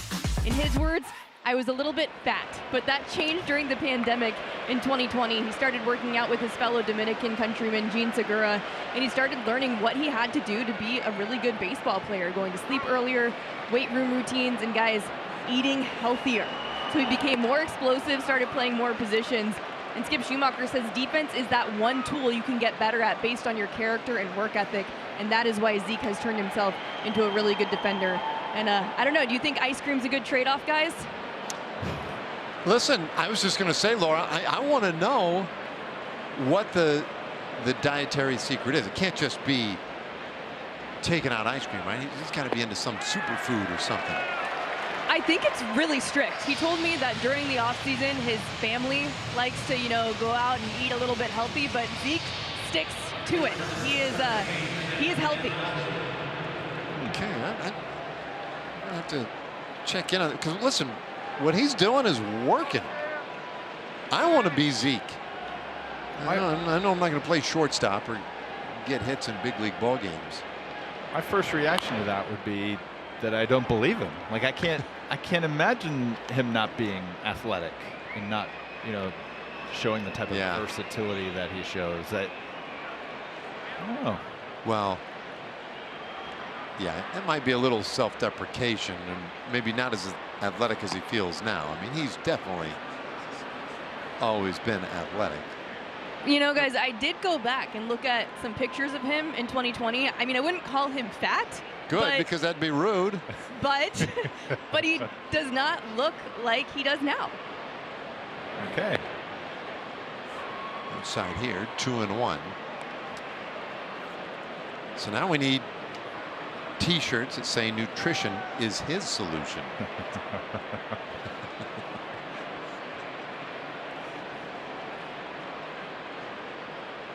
2-1, and Rocker misses up to Antonacci. So he struck out Romo. In fact, Rocker has struck out 3 of the last 4 hitters he has faced. So he seems to be getting into that kind of a groove now. Second time through the lineup, got 4 strikeouts.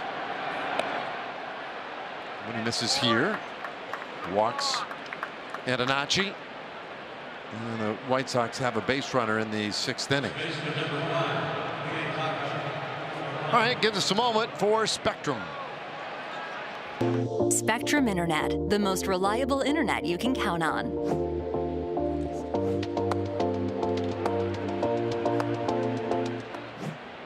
Now, Murph, I don't suppose when you walk by the TV and hear that tune, you find yourself kind of humming that one to yourself when you're out in the backyard. Yeah, I put that one on my sleep playlist, my nap playlist. It's nice and soothing. If I want to calm the nerves. 1 ball, no strikes to Murakami, who has walked and singled today. Rocker gets one in for a strike. 1-1.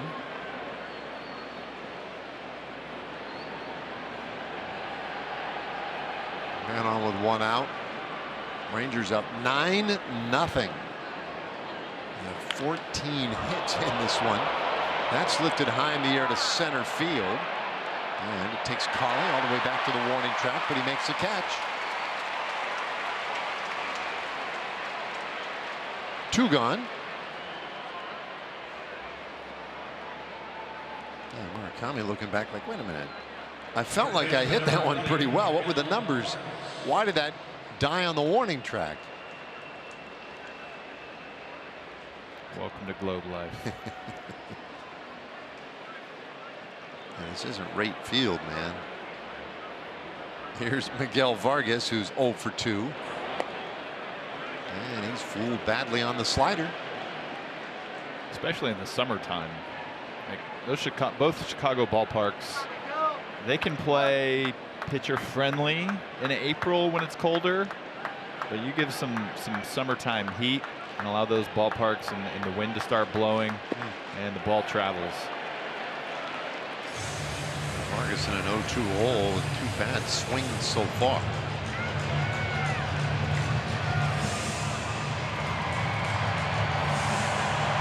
Well, 5 strikeouts so far for Kumar, including a 1 this inning.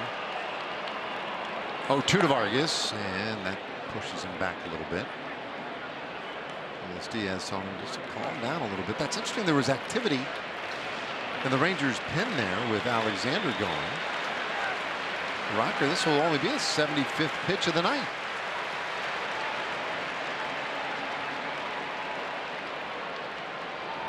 One-two, and a swing and a miss. Picks up another strikeout, his 6th of the night. And he's through 6 shutout innings. Well, similar to the 5th inning, 2 strikeouts. The first one on the slider, nasty to Romo. And then he just rears back and crossfires with the heater.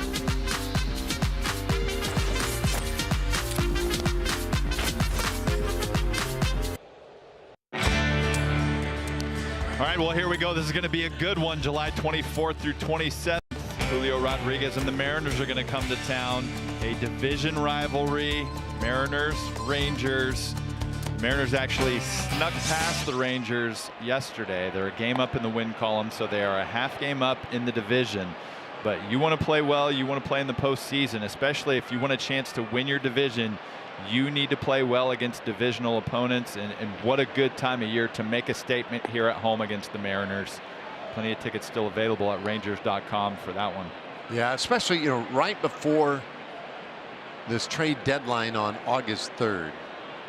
Those are 4 really big games. Thursday through Monday, kind of an oddity there. 1-2 the count on Nimmo now. So Schweitzer back out here in the 6th inning. Taking a look at some other scores. Guardians win again. They're up and they beat the Twins 5-2. Astros have picked up some wins here recently, and the Marlins' great run seems to have come to a close. Mariners trailing. It's 1-0, but early on. It stays 1-2 on Nimmo. It will be the last time that Seattle comes to Arlington this year. Another reason to get out for those games. Nimmo fouls that one off. The Rangers will see Seattle in September. I want to say mid-September.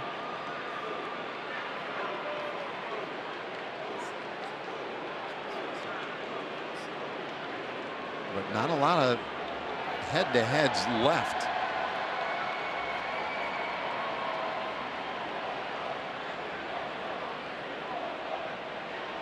Here's the 1-2. And that is outside, and he did check up. By the way, the Rangers in the first 6 meetings with the Mariners, they have won 4 and lost 2. Boy, the Tarps off group, they're mobile. And found a 3rd location. I think they're just out there recruiting. Getting their steps in. In their stairs. Yeah, they are recruiting. It's my favorite part is watching guys show up from obviously some other part of the ballpark when we cut to them, and they're running up the stairs, taking off their shirt, getting ready. Let's go.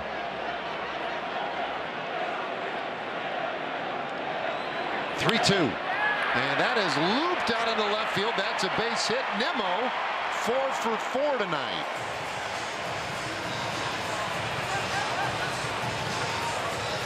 Four for 4, doing it against lefties too. What an impressive approach. I mean, this guy, you throw him in the category of a professional hitter, and the quality of at-bats that he has, whether he's down to 2 strikes, doesn't matter what pitch he's facing. It's good to see him getting some a little bit of luck on soft contact tonight also. Yes. Yeah, that has definitely helped him. Schweitzer pins one on the corner now to Jake Berger. 8th time in his career he's had a 4-hit game.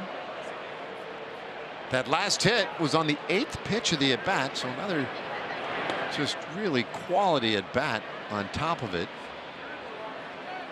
0-2 now to Berger.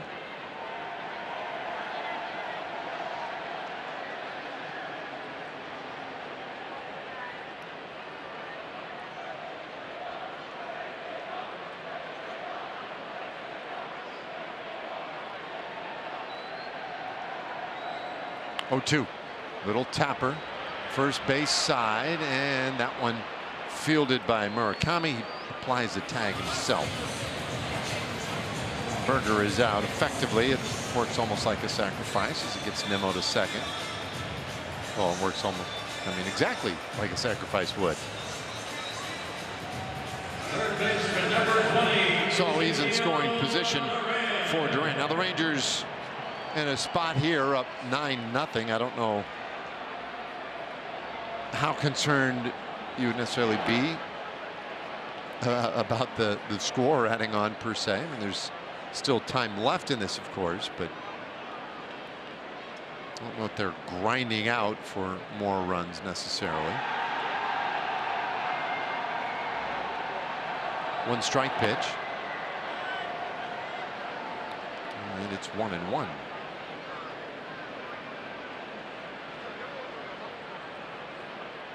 It's funny how since the All-Star break, Murph, I feel like every game we've called, the 3 in Atlanta and now the second one in this series, have kind of been, but for one game, blowouts, right? We had the one game and that was like whatever, 7-6. 7-6. It was good back and forth. That was just a fun game. But yeah, there's been a lot of offense. And I think I mentioned, I guess the good thing is that the Rangers have been on the right side of it obviously tonight. Ground ball up the middle. That's a base hit. Nimmo got a good start. He'll come around and score. So Duran with the RBI single. Rangers in double digits. It's 10-0. Well, at one point Zeke was the only starter without a hit, and now he's got back-to-back at bats where he went double and then single, so he is now 2 for 4 in the game. Just a well spread out offense from top to bottom, everybody contributing tonight.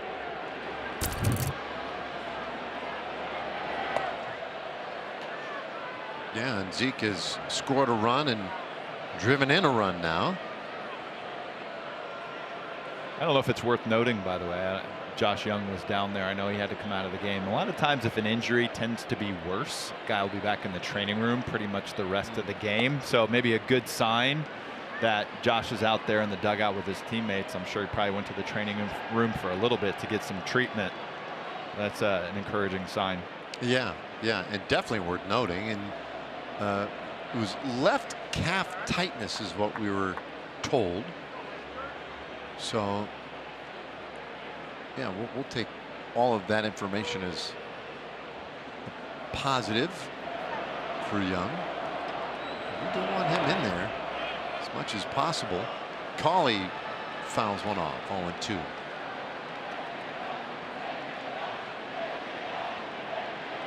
And our buddy Jared Sandler passing on a little note about Brandon Nimmo tonight.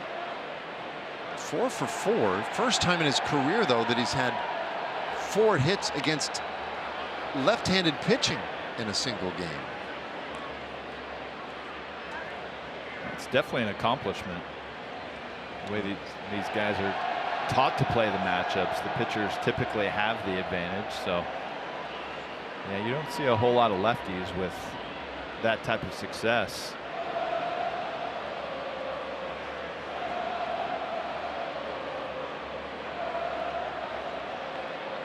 Cauley waiting on an 0-2. And that just missed up, and now we'll get a challenge. Now the White Sox have already lost 1 challenge. Romo tapping his helmet here. This is close, or is it? Yeah, that's a miss. They are now out of challenges for the rest of the game.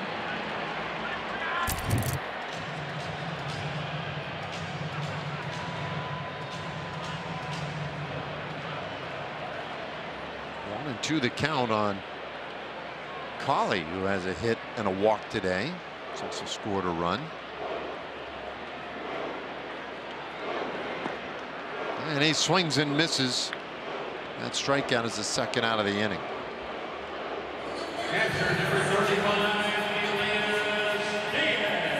Here comes Elias Diaz. Way down a sacrifice in his last plate appearance.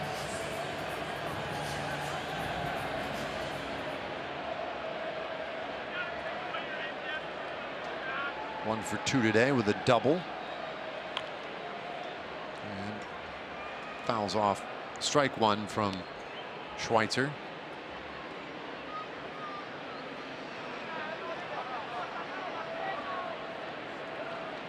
The Rangers in double digits. Fifth time this year they've reached that 10-run plateau. They haven't pushed past that in a game yet this year. Strike pitch, and that's a strike. 0-2. Love to see Diaz get a hold of one.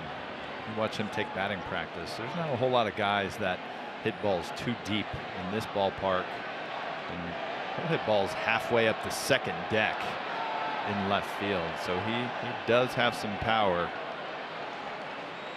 2. Schweitzer, how about Schweitzer's also now at 44 pitches in this relief appearance. He got the final 2 outs last inning. He's recorded 2 outs this inning. Man, he's had to work for every bit of it.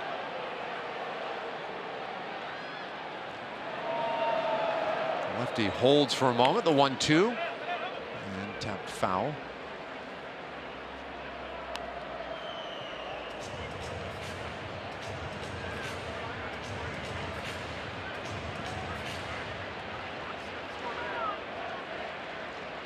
Tomorrow, by the way, the final game of this series, and it will be a night game. So it's not all that common. A lot of times we'll have a day game midweek to send a team on its way. The 1-2, and that's high.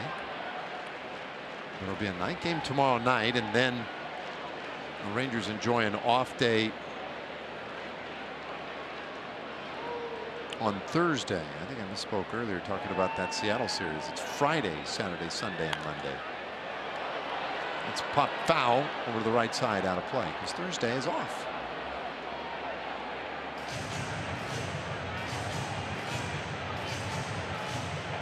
And it will be their final off day before the trade deadline.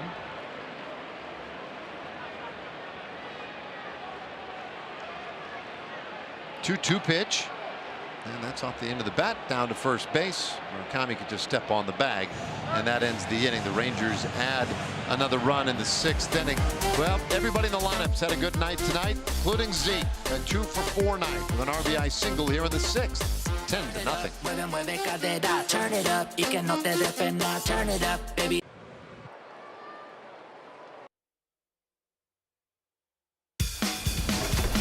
Baylor Scott and White Health Game Diagnosis. Mar Rocker was tremendous tonight. Rangers pitchers have struggled for the most part here in the second half and the early parts of it, and he comes out of the chute. 6 punch outs in 6 innings, just 75 pitches, 2 walks, 1 hit allowed. How about that one? We talked about him limiting the damage to left-handed batters. He pretty much limited the damage from everybody. And he gives way now in the 7th inning to the newest Rangers pitcher, left-hander Marco Gonzalez. Gonzalez approaching 1,000 major league innings. You see the ERA and just the overall numbers in his career. Hasn't pitched in the major league since back in 2024 with the Pittsburgh Pirates. Well, he finds the inside corner here. Strike 1 to Montgomery. It's Montgomery, Benintendi, and Peters. And it's quickly 0-2. A great outing for Rocker, 6 shutout innings.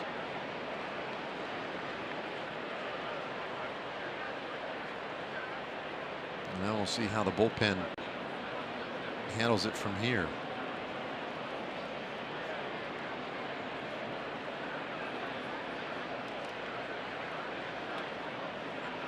Gonzalez just missed a little bit low with that changeup.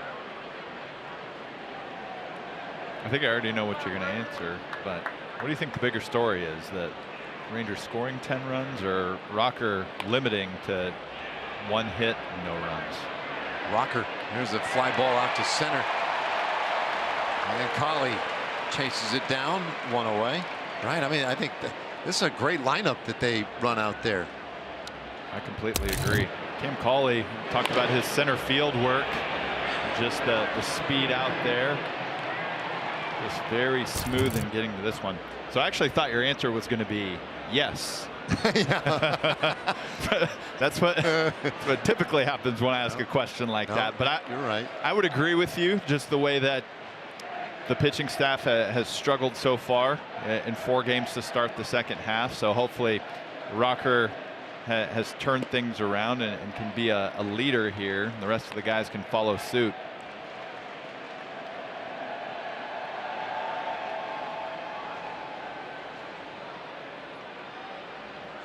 A 1-1 to Benintendi, and he bounces this one down the right side, foul.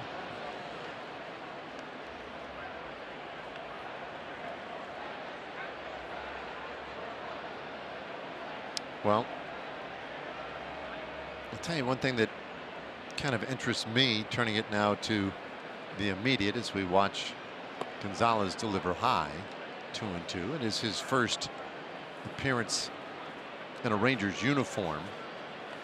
But there's something about being a Rangers fan or just following the Rangers and seeing Marco Gonzalez out in the game. We were joking with one another, and our producer Patrick Madrowski, as this one's lifted into left field and handled by Osuna, 2 away.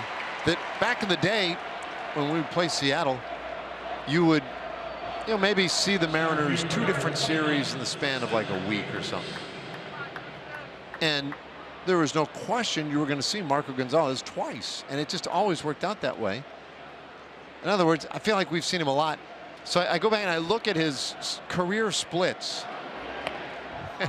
You want to guess against what team he has pitched the most in his career? Yeah, so let's I'll guess here. So he had what, 926 major league innings. He's probably got about 150 of those versus the Rangers, or 125. Yeah, he's about 130 innings against the Rangers. Isn't that crazy? That's crazy. Yeah. Nobody has seen more of Marco Gonzalez than the Texas Rangers. Now, fittingly, he is a Texas Ranger. And that works different ways for different hitters. Sometimes there'll be hitters that'll be like, oh, playing the Mariners twice in a few weeks, I hope we get Gonzalez both times. Other guys may think differently. It's like, if that would have happened 15 years ago, I just think it worked out. We never missed Felix Hernandez. We got him pretty much every single time. 3-1 pitch, and he misses there. And Tristan Peters will take the walk. Base runner for the White Sox now, and it brings up Meidroth. Tristan Peters, by the way, now over there at first base.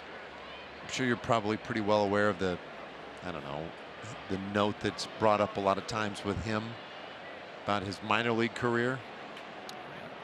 No, I don't think so. Former, and I believe the only one in the big leagues, former Savannah Banana. Oh, that's pretty cool. Yeah. Yeah. Now that's when the Bananas were playing a more conventional game, right? They didn't have the craziest of rules.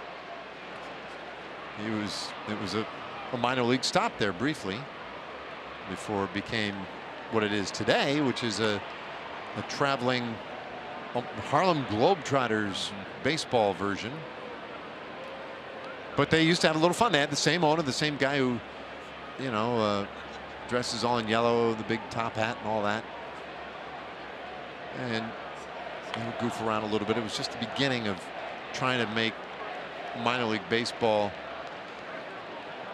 you know, more than just a game, and that's what they were doing in Savannah. And Tristan was a little bit of that, part of that, briefly. I think 17 games, so it's not like he spent a lot of time there. That's still a cool note. Yeah. 1-2 pitch in the dirt here from Gonzalez. And I would tell you, like, I think if it were convenient for me at this point in my life, like if I were somewhere and didn't have plans and the Bananas were going to be nearby, I think I'd absolutely go see it. And they are coming here. Yeah, they should be working, but they're coming here in September. I've seen some of these Savannah Banana things where they fill these big ballparks and stuff with like over 100,000 fans. Yeah. It's like a NASCAR event. Oh my gosh. People seem to love it. Yeah. I mean, I feel like you've got enough pull here in Major League Baseball now. Like I feel like we would need to get you out on the field. Yeah, that's what they need. Here's a high fly ball down the left field line, and that one just to the left of our big Savannah Banana down there. Big yellow banana.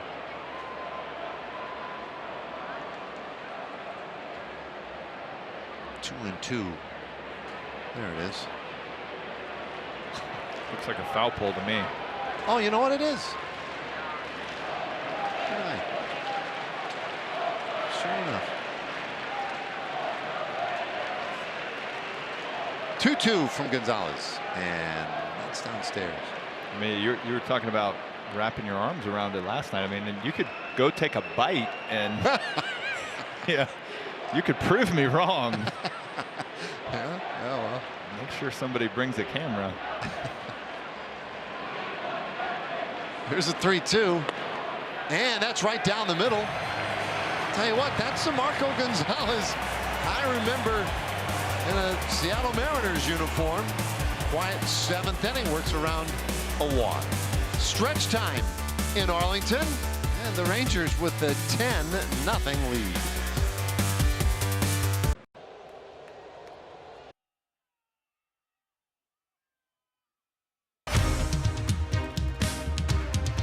Rangers baseball on RSN is brought to you by the Hulu original series King of the Hill. New season now streaming. All right, what a fun one tonight. This one, all Rangers. Opened a can of whoop there in the middle innings, up 10-0. And Alejandro Osuna starts his seventh inning by taking strike one. Osuna, a couple of hits and 3 tries. And you can make it 3 hits today in 4 tries.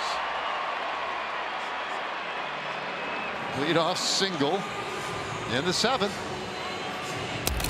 And the platoon advantage is not an issue. Left on left, just spraying the ball all over the ballpark, letting that ball get deep, driving it the other way. Rangers lefties have done a really good job tonight against the 2 lefties that the White Sox have featured. 17 hits, how about that? Maybe more importantly, 17-1. Yeah, ties a season high for the Rangers. Austin wins pinch hitting for Langford and hits that out into left field. First out of the inning. So just a brief moment there for Wins.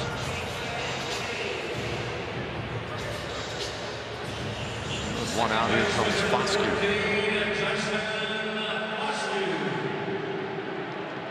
Sox have been 1 hit one other time this year. That was by the Dodgers back in mid-June. Schweitzer puts that in there for a strike.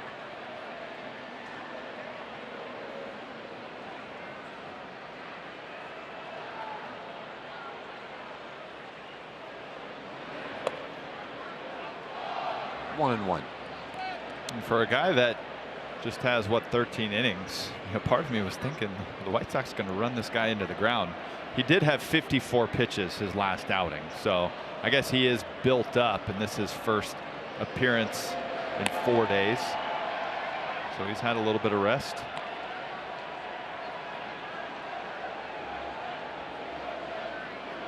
Well, he's going to need a little rest after this one.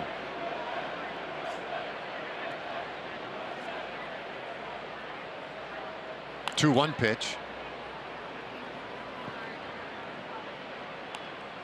So last of the 7th. And to your point there, looks like they're going to try and get everything they can out of Schweitzer tonight. He came in and he gave up the 2-run single to Osuna right off the bat.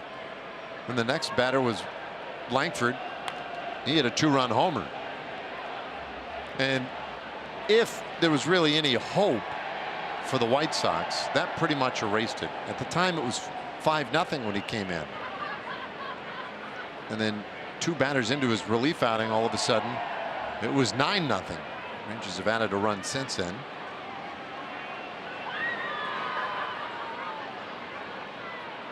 2-2 to Foscue, and he fouls that one away. If anything, he's filling up the strike zone, and especially on the first pitch. He's thrown a first pitch strike to nearly every hitter he's faced. 92% rate for him tonight. It's pretty good.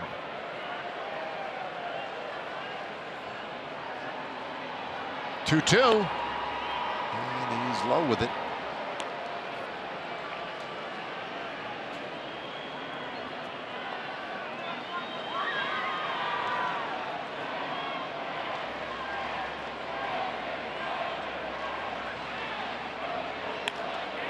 Ball's hit hard out to center field, but Peters is there. Makes a conventional catch at that ball.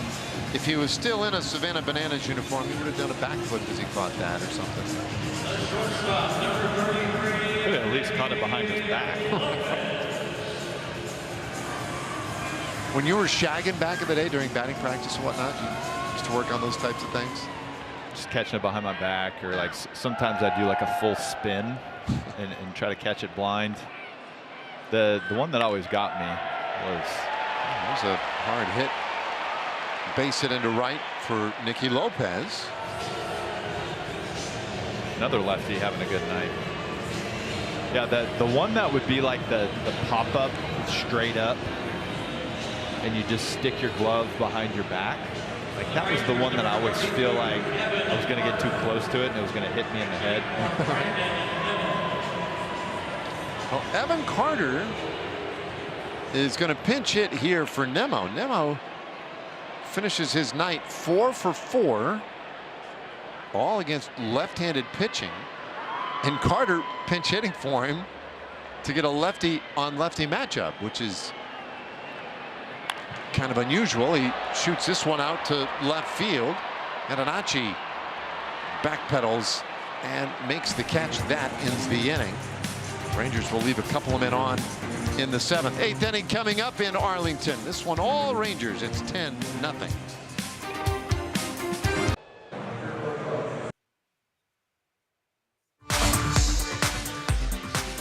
Well, you know, there's a new way to stream Rangers baseball this year. Buzzer is available in the App Store, Google Play Store, Apple TV, Fire TV, and Chromecast, and there will be more to come. If you were previously subscribed to watch Rangers games this season on the former direct-to-consumer platform, you can switch over with no additional charge. Now, if you've been watching on DirecTV, Spectrum, Fubo, or many of the other providers who already have RSN, well, you could just keep enjoying Rangers baseball that way as well. However you are tuned in to the game tonight and other nights, we certainly love having you along with us. Appreciate you being here, and hope that the Rangers are at least kind of entertaining and giving you a little hope here in the beginning of the second half. You saw Cam Cauley, he's moved into right field. Carter takes over for him in center. And here's a bouncer out into right field.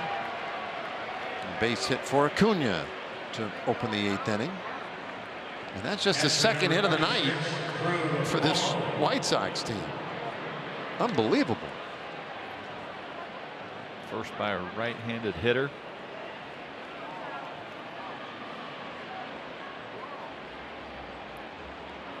Last night's game was just such a beating. It was a 10-3 final, but it felt like 40-2. And now tonight the Rangers have taken the White Sox behind the woodshed 10-0. And even though, you put all the aggregate numbers up now, and the Rangers are outperforming the White Sox offensively in this series. But I would have never really believed that. You know what I mean? Like, last night left an impression for some reason. This is in the dirt. 1-2. Of course, you only had 2 hits in a ball game tonight and can't score a run. You're the White Sox. I mean, it's likely to put you behind the 8 ball in that kind of an aggregate contest. It was such a big first few innings, the way that the Rangers were able to come out and score early. This one's out into left field, but Osuna takes care of it, and Romo retired. And the way that Rocker came out really sharp. You know, we talked about the efficiency and getting through those.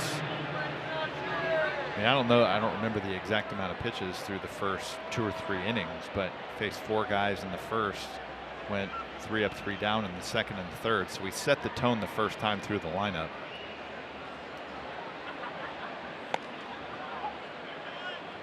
And Gonzalez puts one in for a strike here to Antonacci. I think it was 16 pitches in the first inning. I think that was like his toughest inning, perhaps even for the night. The only inning I think that would have come close would have been the 6th inning. That one right at the top of the zone. Gonzalez just dotting some of these up exactly where he wants. I think also Antonacci saw 7 pitches to lead off the game. And I want to say through 2 innings he had thrown, I don't know, somewhere in the 25 pitch range. So after that first 7 pitch at bat, it's like he was throwing 2 pitches to every hitter.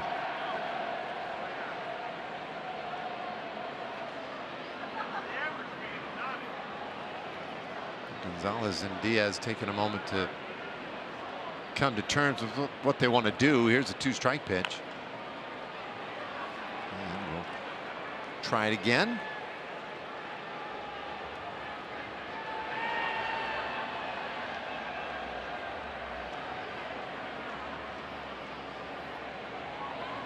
Antonacci had the walk his last time up, 0 for 2 tonight.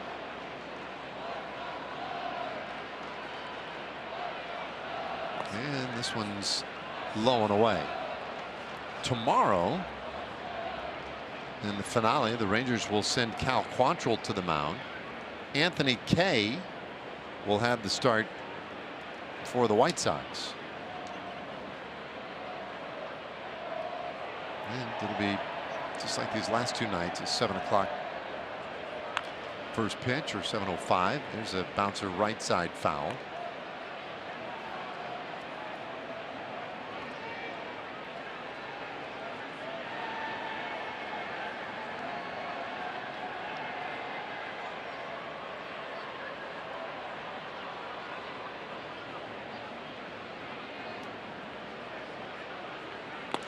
There's a swing and a miss.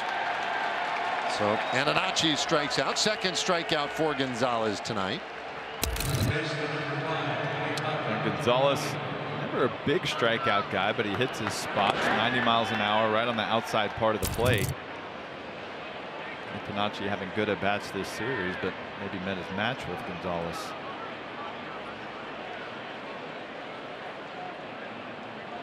Well, the veteran lefty has looked pretty good tonight.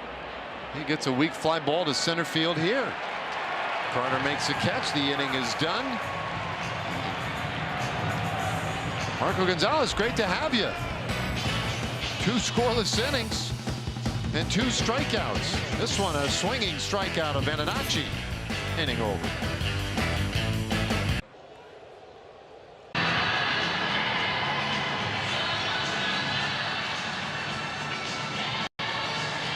Nothing. Rangers all over the White Sox tonight. And well, once you get to this stage of a game with that kind of a score, there are certain tactics that come into play, and in this case, Acuna will take over on the mound. Luis Angel Acuna, and he gets Berger to foul that one back for strike one. 38. It's like every time a position player pitches, they're all looking up thinking, who can throw the slowest? This one bounced down to third base. Vargas across the bay. Yeah, I mean, it used to be when guys came in like this, they would not pitch like for real. You'd want to maybe be a little below hitting speed, but you know, you would kind of pitch. You did it several times, right? Not like a, I mean, I gave it my best shot. I mean, I wasn't like blowing it out, but I was kind of having fun with it, at least seeing how, you know, if I could get some good reading on the gun. Not like a, you know, Mitch Moreland throwing 93 and breaking Charlie Blackmon's bat, but see if I can touch 80. Do you remember what your? I think it was in the low 80s. Yeah. Felt better than that. Yeah, wow, this thing's coming out pretty well. It's so much easier to use your legs from the field than it is from the mound. A soft liner up the middle, and that one caught by Mydroth. And boy, Acunia's pretty effective. Where's he been all night? A 1-2-3. Bottom of the 8th inning. Rangers 3 outs away from putting the finishing touches on this one.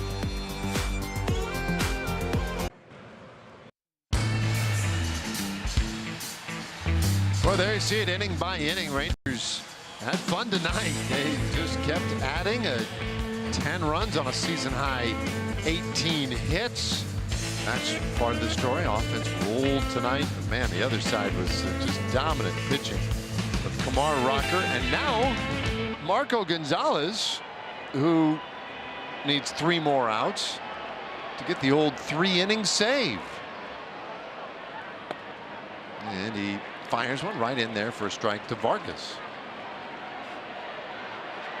That would be kind of fun.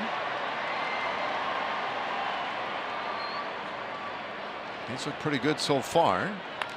He's given up a walk and a hit. Here's a fly ball down the right side, and that one is just foul. Collie, or did that hit fair? I think it was fair. That's a double. Look at that. Right on the line. I thought Collie played this a little casually. Again, it's 10-0. Yeah, that just got enough chalk. I guess it was fading away from him. Ball kind of came back. I don't know. He definitely slowed down. Yeah, I mean, now when we've seen him out there, he's mostly been in center field. There's a bouncer back to the mound. And Gonzalez throws to first. And get Montgomery one away. Anyway, it just looked like he assumed that one was going to be foul. But even that, right? I was thinking like, well, okay, so it is going to be foul. I think with his speed and all, I just felt like maybe he could get there and make the catch. Yeah, I hear you. Going hard right there. Slows down right about the T-Mobile sign. Maybe it's just navigating that corner also and getting a little bit more comfortable. If you're going full speed into it, you make a running catch. I mean, you're going to face plant. Here's a swing on a high fly ball out to center field. Carter ranges over to make the catch. Now that might have been the best swing, best contact of the night for the White Sox. It's a long out.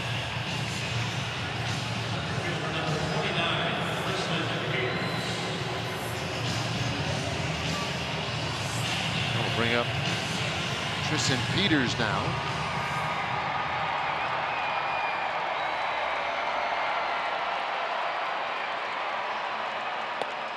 Gonzalez is up high with ball one.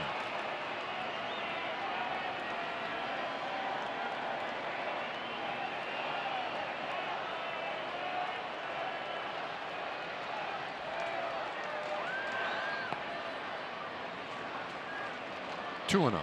Yeah, you're right. That is the second best exit velocity off the bat of a White Sox hitter tonight. Okay. Yeah. Murakami fly out at 100 miles an hour to center field. This was 98.9 off the bat.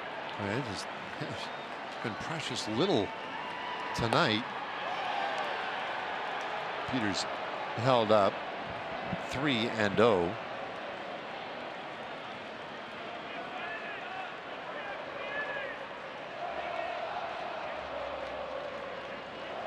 Rangers trying to shut out the White Sox 10-0.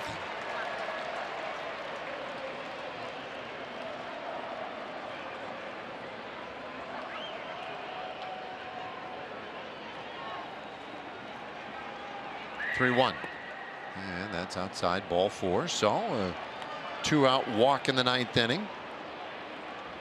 Certainly not what Gonzalez wanted to do there, but it's okay. Now you got to force on all the bases. The weird thing is, if the Rangers do finish this at 10-0, it'd be the third time this year that they've won a game 10-0. They did it at Colorado, and then they did it versus the Guardians here.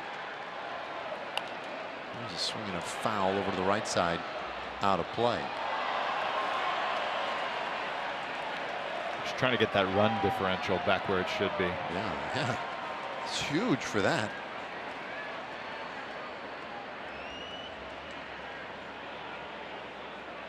That 10-0 win in Colorado. Well, that was a game Rocker had the opener. Ended up getting the win in that one. And that was his last win 62 days ago. No opener tonight. 1-1.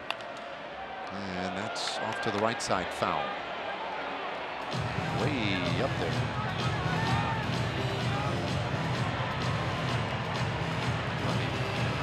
Had some pretty good foul ball action today. Oh! Oh my gosh.